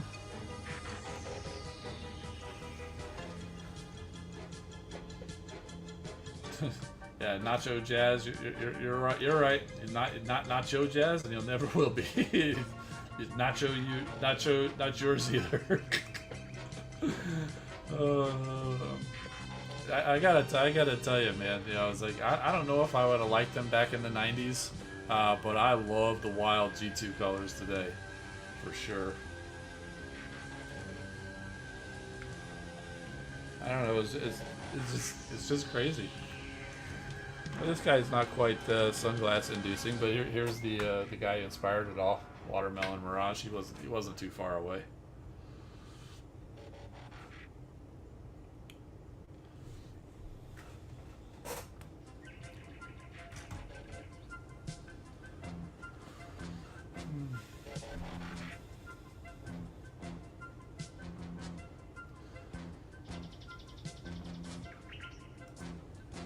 Yeah, G2 never sold good back in the '90s. As time goes by, yeah, sometimes they're ahead of their time. Well, you know what it is. Back in the day, well, first of all, these colors that we're getting now, these wild colors, that's not what the G2 toys actually were. These were unreleased. So the G2 basically, I don't know if they were going to put these out or if they changed their minds to do the less wild colors, or if these guys just got canceled before they were able to get produced. But like, I think the G2 Sideswipe that got actually released was like that black and red one, and like G2 Mirage was kind of a black color too. If I recall, not the watermelon color, and Sideswipe was not this color. So, and even G2 Grimlock, wasn't he like, he was blue? He's like that dark blue. Like I've got that Planet X version of Vulcan. It is that nice royal blue version of Grimlock. That was the G2 Grimlock that got released. We didn't get the bright yellow guy. So I don't know if they decided, hey, let's not go with the rad 90s neon colors on these guys. Let's do these other colors instead. Or if they just, like these guys might have been like, wave 2 that just got canceled because people didn't buy the G2 stuff because like this is the same toy I already have. So I don't know. We'll see. But these guys were unreleased. And the reason I say I don't know if I'd have gone for it in the 90s, I mean, assuming I was into Transformers, but in the 90s, everything was these crazy colors. So it wasn't as standout, garishly beautiful as they are now. So it's very nostalgic to go back to like the 80s and 90s where everybody wore neon shirts and hats, and I can remember back. I had my share of really super bright neon shirts or hats and things like that too. So I definitely did that. But so it's just an extra level of the nostalgia on top of the with Transformers that are already nostalgic. So you throw some like deco, create with the wild colors. Whew. Hey man, it's each their own. If you don't like the crazy colors, you know, that's fine. I love them. I love them. I mean, if I were to do any, like, you know, if I ever get it, you know, I always talk about custom painting things, and I've only managed to do that once of my own. But if I ever do get around to just, like, you know, if I got something I just want to paint it, and I'm not actually going for any particular regular character, I probably would, you know, like, okay, well, how garishly G2 can I make this? Like, I've got an extra hoist. I've got a couple of extra Earthrise hoists because I knew I'd want to do something with them. Maybe I'll take one of those hoists and find out just a wild, crazy color scheme or something and make just like the most awful, bright, tacky color scheme for hoist. Hey, that would be cool to do. I just got to think of how bad. And we'll call him Shattered Glass Hoist because we never got a Shattered Glass Hoist. So I'll just come up with like the worst beautiful, wild color scheme for like a hoist, and we'll call him Shattered Glass Hoist. Bright pink and really obnoxious colors. Yeah, you know, bright pink and like purple was always like a good combination. Yeah, so you know, you got to get like get polka dots and stripes, or you know, like tiger stripes or squiggles or you know curls or something. So you got to have like the wild, crazy patterns too. So I mean, initially what I was thinking was like you know, for hoist, you know, what do you do? Like, you know, it's like shattered glass, you know, like invert the colors or something. So like make him orange with the other parts green. And I was like, that's not crazy enough. That's not. Yeah, I mean, yeah, that's direct opposite, but that's not enough. It's got to be different colors. So I just don't know what those colors are. Cuddy Fox says Alita 1 is bright pink, and that's her original form. Just like G2 Breakdown. Isn't he like teal? He's like pink and teal. He's like almost this blue color along with pink. Yeah, Alita's not like neon pink. You know, even this guy, he's a little muted. He's pink, but he's probably, you know, should be a little bit of brighter pink, honestly. Along with like highlighter green, but you know, Alita, even this, even as muted as that is, that's Alita's not quite bad. She's way more red than pink. This has some pink accents. Like RC is pink. Alita's more red to me, but you know, lighter red. Yeah, definitely not highlighter pink like Mirage here.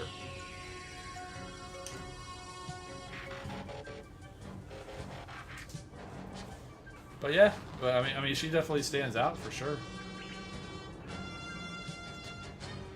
Bright pink and bright green with weird wiggles and junk. Well, I can't go with pink and green because that's Mirage. We just saw Watermelon Mirage. We don't need a Watermelon Hoist. I'll think of something. I don't want it to clash, you know. It's got to be a good color combo. You know. G1 Alita is pink. Well, yeah, I suppose. I mean, in a way, you could say that because I mean, Ariel's right here. She's pink, and that she became Alita.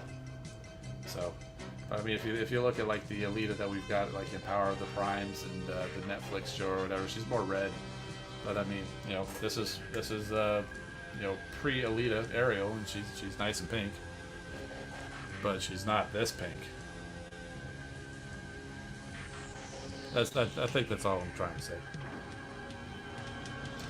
Flashback to the quote of Albuquerque from last week.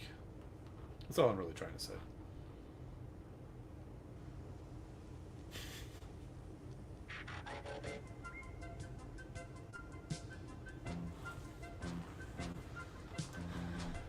problem with eBay is figures are way too expensive, like Misfire, Spinister, and Lug Nut. Yeah, it's tough.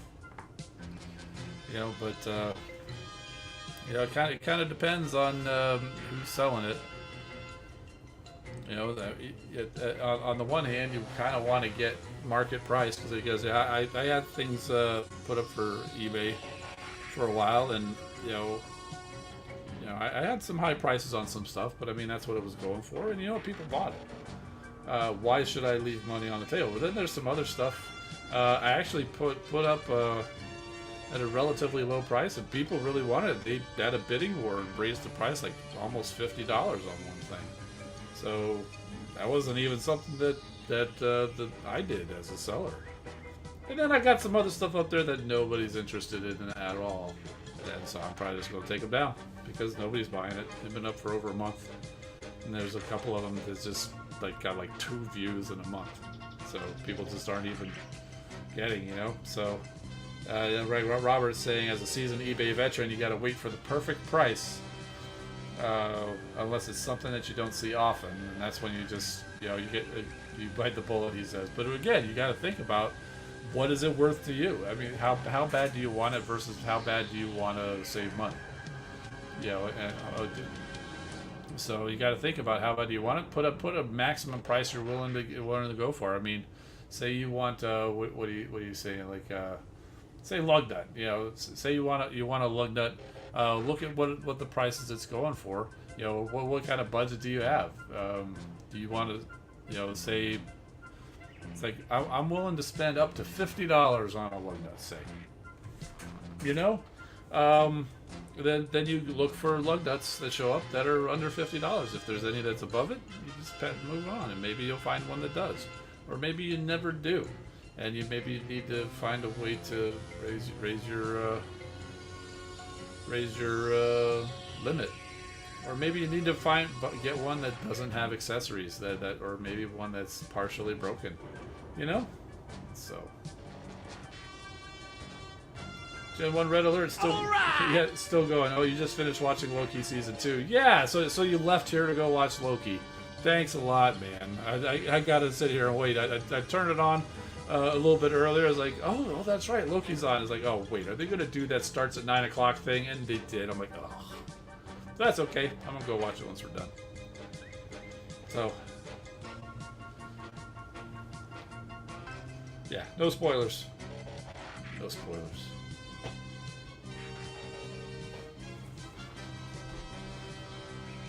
Yeah, so they had to grab an upcharged drill horn, but haven't selected the perfect roadbuster. Yeah, it's hard, Oh, you left it going, so I got the view minutes. Thank you, appreciate it. I suppose with all this talk, I'm not doing anything with those guys, so come back over here. But yeah, I mean, I get it. As far as going back to the whole TFCon thing, this whole stack of stuff here. I wouldn't say there's anything really super great in there, but I mean, it's honestly it started off with basically a really big bin of almost all of the Dark of the Moon toys, like almost the entire line. There's a few things I'm keeping. I like Skyhammer. The helicopter that was in there, that was really good. So I definitely keeping that. But there's some stuff in there that's pretty good to do. But when I went about doing my prices, there's just so much. I just didn't feel like doing any kind of research, and I didn't think there was any gems that I'm picking out to do. So I basically just came up with a overall pricing scheme. Cyberverse figures $5 or $10. Minicons are $5. Cyberverse figures maybe $10. Deluxes is $15. Voyagers $20. Leaders $25. So what I think reasonable prices. So, and being at a convention, being in person or whatever, I might be open to negotiate. particularly on the later date, particularly on Sunday. But yeah, I think the prices are pretty reasonable. Now, there's some things that maybe not so much. So there's a couple things I'm bringing that are worth something, and you might not think they're quite so reasonable. Most things are. So, ooh, that's a good question there. Yes, you definitely get to look in there. And I don't know if you were here when we started. I think you were. I got a booth, so it'll be easy to find me.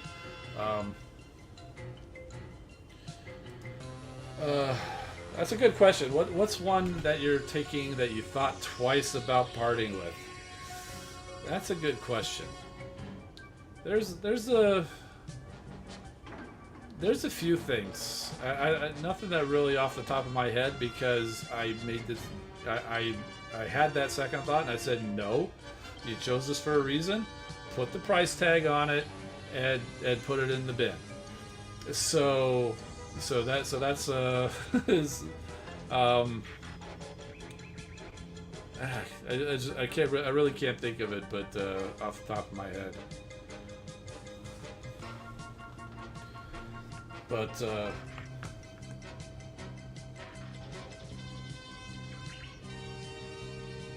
well, there's one that I was going to sell, but I had to take it off. Like I was going to sell off the Bad Cube Bad Cube Trailbreaker. Because I got the Masterpiece from Takara, so I didn't really need the Bad Cube one anymore. So all it was doing was sitting on my shelf for like 5 years or however long it's been up there. So I took him down, and I'm about to dust him off so I can get him transformed and packed up with the tag on him. And I'm just holding him in my hand, and I've got my little brush. It's just like a little art brush that I use to kind of dust off. And as I'm standing there, the piece fell. Half of one of his legs just completely fell off, and it was like broken in two places. I was like, how did this happen? It just spontaneously broke. And I'm like, okay, well, I guess I'm not selling that one. so yeah. So that's one I did. It's not a matter of had a second thought about. It's a matter of the darn thing broke on me, so I'm not going to sell a broken figure. At least certainly not for what I was planning on charging. But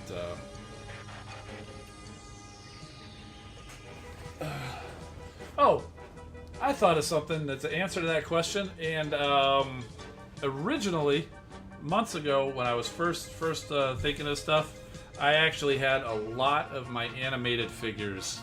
Said, I really don't need to keep the animated stuff. I kept a few things like a Bumblebee and Optimus, because I'm going to have like a Bumblebee shrine. Like anything that doesn't fit in the line is just a bunch of different Bumblebees. I'm going to have one for Hot Rod. I'm going to have one for Optimus. I'm even thinking I might do one for Megatron. But other than that, and the Rodimus Minor from Animated, obviously. But other than that, all the animated stuff I kind of had put aside for the bin. But then it just sat there for a while. And once last week or week before or whatever, when I first started going through this, and I was, doing the typing and getting everything and thinking about it. And then all of a sudden, I think it coincided right about the same time that they announced the Legacy United animated Bumblebee and Optimus Prime. And we already had animated Prowl come out, and I'm like,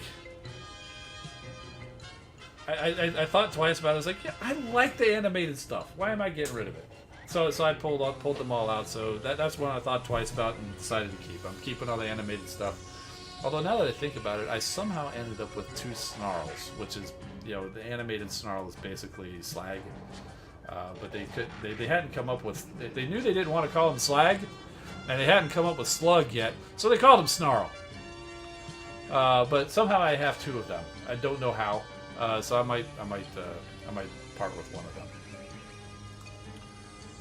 So that's one. Now that I think about it, that was one that I did think twice about, and did actually pull off out of the bin. There's been some others though that I was like, oh man, this one's pretty nice. Nope, gotta go. Got something. This is good, but it got something better. So that's mostly what it is. Anything that I'm getting rid of, I have another version of that exact figure. Like all of the Dark of the Moon stuff, I'm mostly getting rid of it because I think Studio Series is better in most cases, and some of it is just, not good.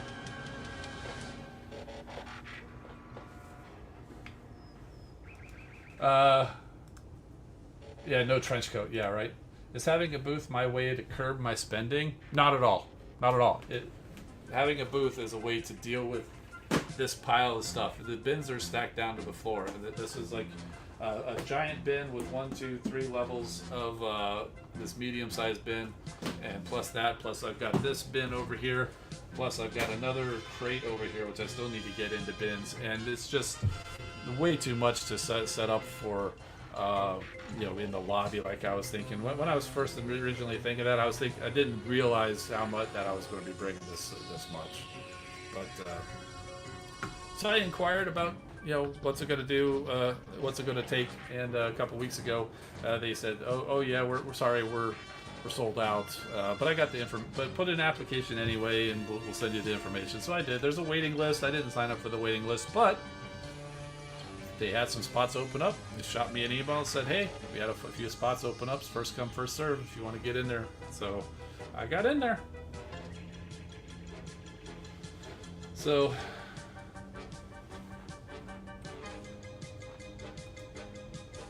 do a members only live stream from the booth? Yeah. I'll probably be. I always think that I'm going to go make content at these streams or whatever, or at these conventions, but I just never did the last couple.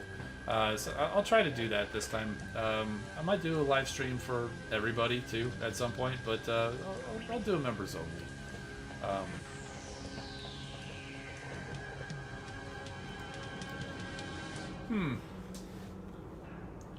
And now that, because I'm going to be in the dealer room, I'm going to have a dealer badge, which means I'm going in there Friday to set up, and probably go in there Saturday morning. Once I'm set up, even though it's not open, that would be probably a good time to do a video, if not a live stream,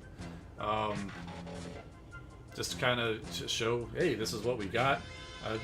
I wouldn't dare show anybody else's stuff, so I'd have to be careful about that because I don't want to give away anybody's secrets. But I mean, if it's just my stuff, maybe I can do something like that. So yeah.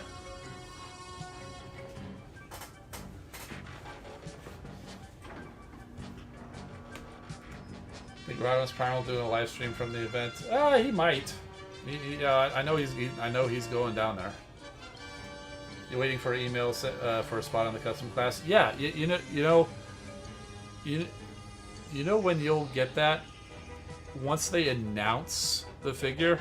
That's because it fills up too fast. You have to go in there not knowing what it's going to be. You got to get it like right away. But almost every time, as soon as they announce the figure, you're going to be people like, oh, I'm canceling that because I don't want to do that.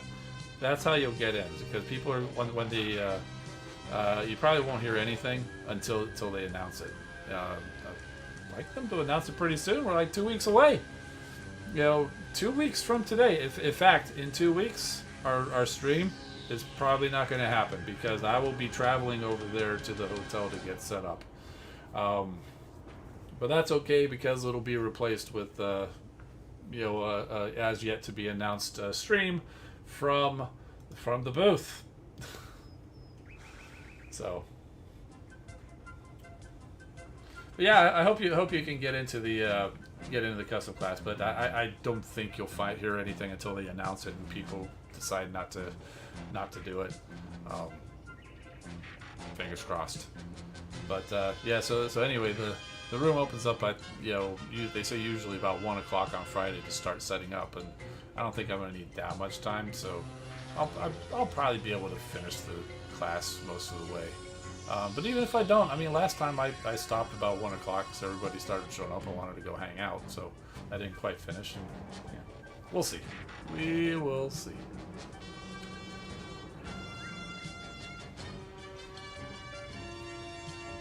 But yeah, now that I got the booth, I got all sorts of other things to think about. Fire Talk's actually, he's going to be bringing a bunch of 3D printed stuff, and so we're going to kind of share. So I'll have my stuff there, plus he'll have 3D prints there, so you can come hang out with both of us. And I'm sure the other guys will swing by at some point. So I appreciate the offer. It's basically the booth comes with like 2 dealer passes, and you don't get in the room without them. So I'm going to have one. Fire Talks has got the other. My girlfriend's actually also coming, so got help running the booth or whatever. But I mean, feel free to come hang out and help out or whatever.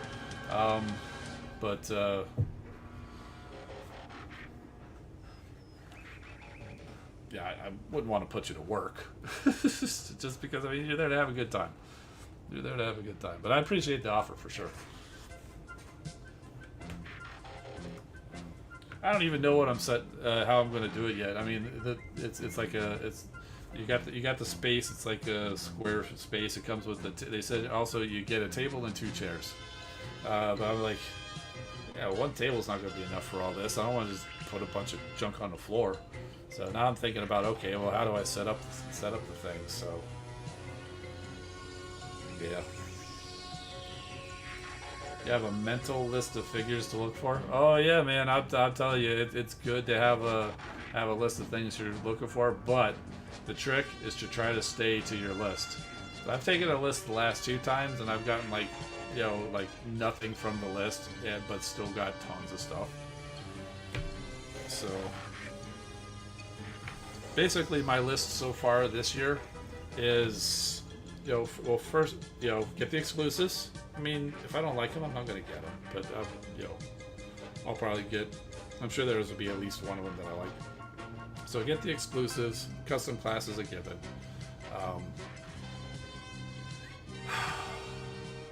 And one of the things that's always on the list is anything that I currently have pre-ordered. Because I'm already going to get it. If I happen to see it at the show, I'll go ahead and get it there. Assuming it's the same price. If it's like way more expensive, I'll just wait for the pre-order to come in. But I mean, if I've pre-ordered something for $25 and they have it for $25 at the show, I'm just going to get it there and cancel my pre-order. So that's always on the list. That actually happened the first TFCon. There was something I had pre-ordered and one of the stores had it, and so I picked it up there and canceled the pre-order. But beyond that, there's not a whole lot that I've got that I really want, that I'm looking for. The biggest thing on my list is coming home with less than I go with. I never in my mind do I think that I'm actually going to sell everything, but man, I'd like to sell a lot of it. It's not even about the money. I just need to get it out of here, and might as well get a little bit of the money that comes along with it. But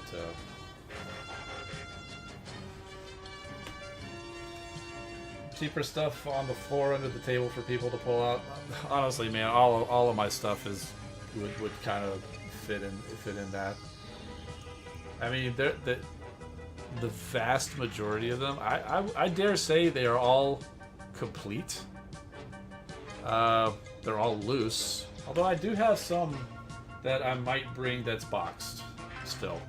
But pretty much everything is loose, and they're almost all complete with accessories, even with instructions. There's a handful that I don't have instructions that should. Some things like the RID 15 figures, the instructions were the box card, and I just didn't cut the box card, so those things don't have instructions. But if they had the paper instructions, almost everything that I've got out there, I've got the instructions, I've got the accessories, everything. So I mean, it's all pretty much thing. It's all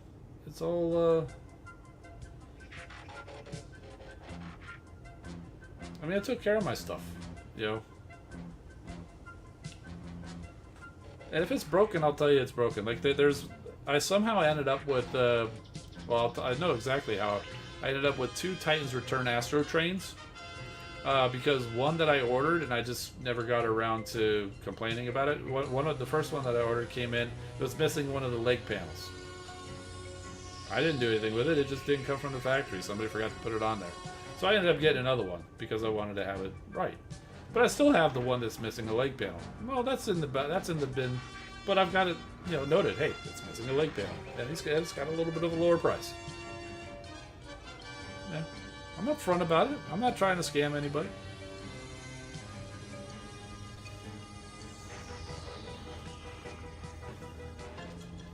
Also looking at the illegal toy, the Megatron pistol mode. Oh yeah, that's what, most people that are going to these conventions that have a wish list, they're looking for like the elusive G1 figures. They're trying to find something that at a pretty good price. Maybe it's a junker that they can fix up and clean and something, so they get it for a little bit less, and stuff like that. That's what a lot of people are looking for. All the stuff that I've gotten, pretty much both of the TFCons I've got, it's all stuff that I could order online, but it's a lot easier to just grab it off the shelf and pay for it while you're there, kind of in the moment or whatever, when you're sitting there, versus being online and you're sitting there thinking like, oh, looking at the budget, no, I really can't. So I really need to control that. Like you said, having a booth, that was not the reason I got it, but it will definitely help with that situation. But let me tell you, there will be times I will go do my shopping. I'll wander around to everybody's and see. I'm sure I'll get some things.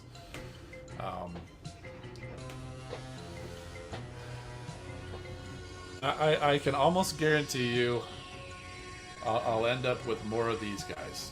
Not Hound in particular, but I can almost guarantee you I'll have at least one New Age or Magic Square figure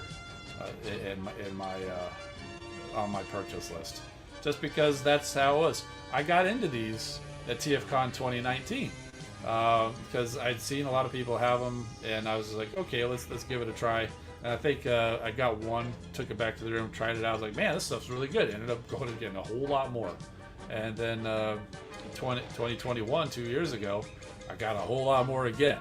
It's like, you could totally order these online, and but I just never do because I don't allow myself to. But man, at the convention, I just get wild and got a bunch of them. So it's not premeditated entirely, but I will almost certainly end up with some New Age and or Magic Square figures in my bag from TFCon.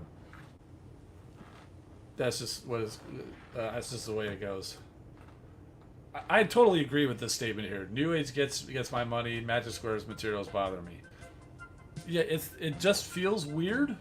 I get you. It feels weird. New Age is good. Magic Square feels weird, but it's not terrible. It's not too terrible. So it's worth. Like a lot of the Magic Square stuff that I got was because there was no New Age version of it.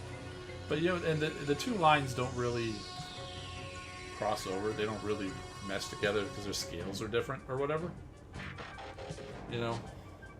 I've got a couple of Magic Square things I'm bringing to sell. Like the Magic Square Cyclonus. It's called Space Skimming, because that was the first Legends class Cyclonus I got. I have since gotten the New Age version, which is far superior.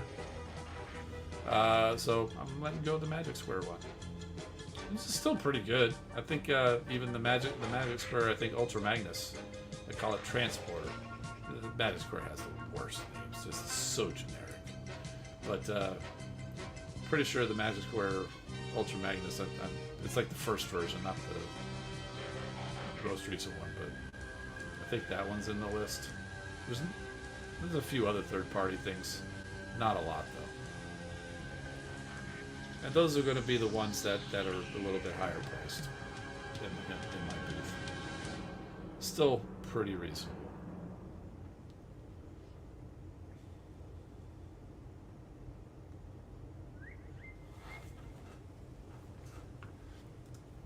Another thing to look for is Japanese only issue toys. Right, yes. Like the Kiss Player toys. Oh, we don't talk about that here. I'm just kidding.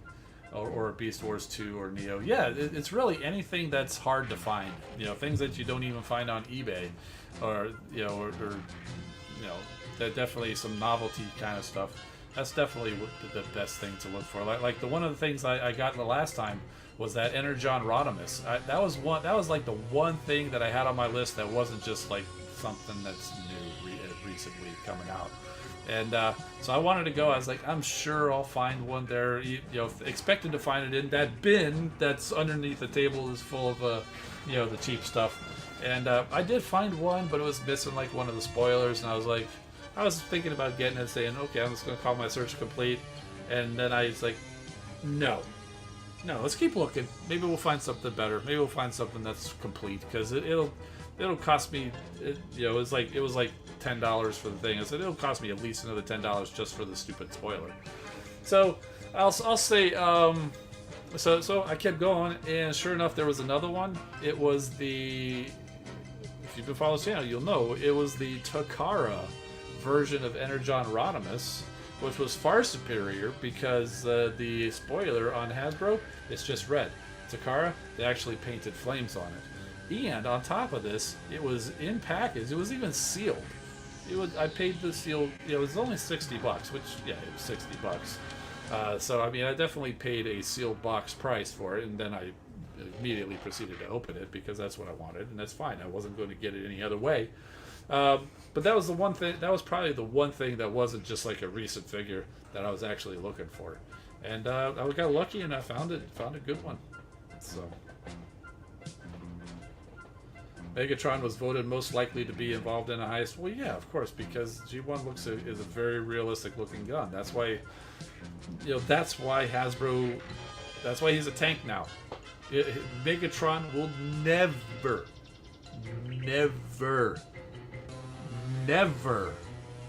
ever be a gun again from Hasbro. The only way you're going to get a gun version of Megatron is from a third-party company. Hasbro will never make him a gun again. From now until all time, Megatron is now a tank or some other form of vehicle, and will not be a gun. And I agree, Super VH, the tank actually suits him, because the tank barrel could still be his fusion cannon, and he still could be that. It works. The tank works, man, and then you don't have the whole scale mass shifting issue. Well, how does a tiny little handheld gun be this like 40-foot robot or whatever? So the tank works, But then there's some silly stuff like Shockwave. Was a laser gun. Absolutely does not look anything like a realistic gun. But even so, they're not having things turn into guns, so they flip them over and call them a submarine or a spaceship or something. But no, Shockwave, he's a gun. He's just a space gun. And even Six Shot had the gun mode. No, flip him over. Now he's a submarine or a spaceship or something like that. So you're not. So even those, I don't know why they couldn't do them, because they don't look anything like real. I mean, Megatron looked like a real life actual gun. So you see the Optimus Prime that turns into a gun that's a target.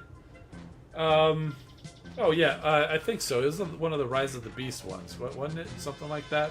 He's like like turns into like a Nerf gun or something like that. Again, obvious toy. Not anything that could be confused with being realistic. So,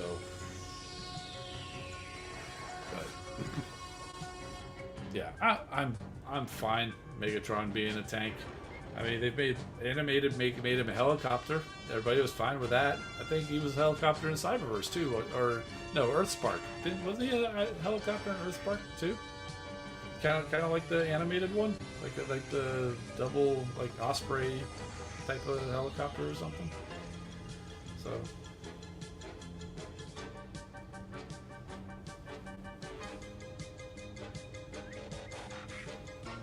Soundwave and blaster, you think, with battery powered to play music in Japan. I don't know if that was true for like the G1. I think there was some special versions that they made where they actually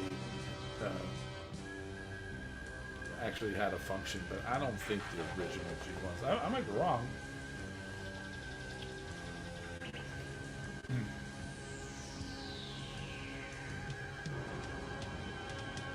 I know I've seen a special version of Soundwave that actually did take actual full-size cassette tapes, but it didn't look anything like the G1 Soundwave.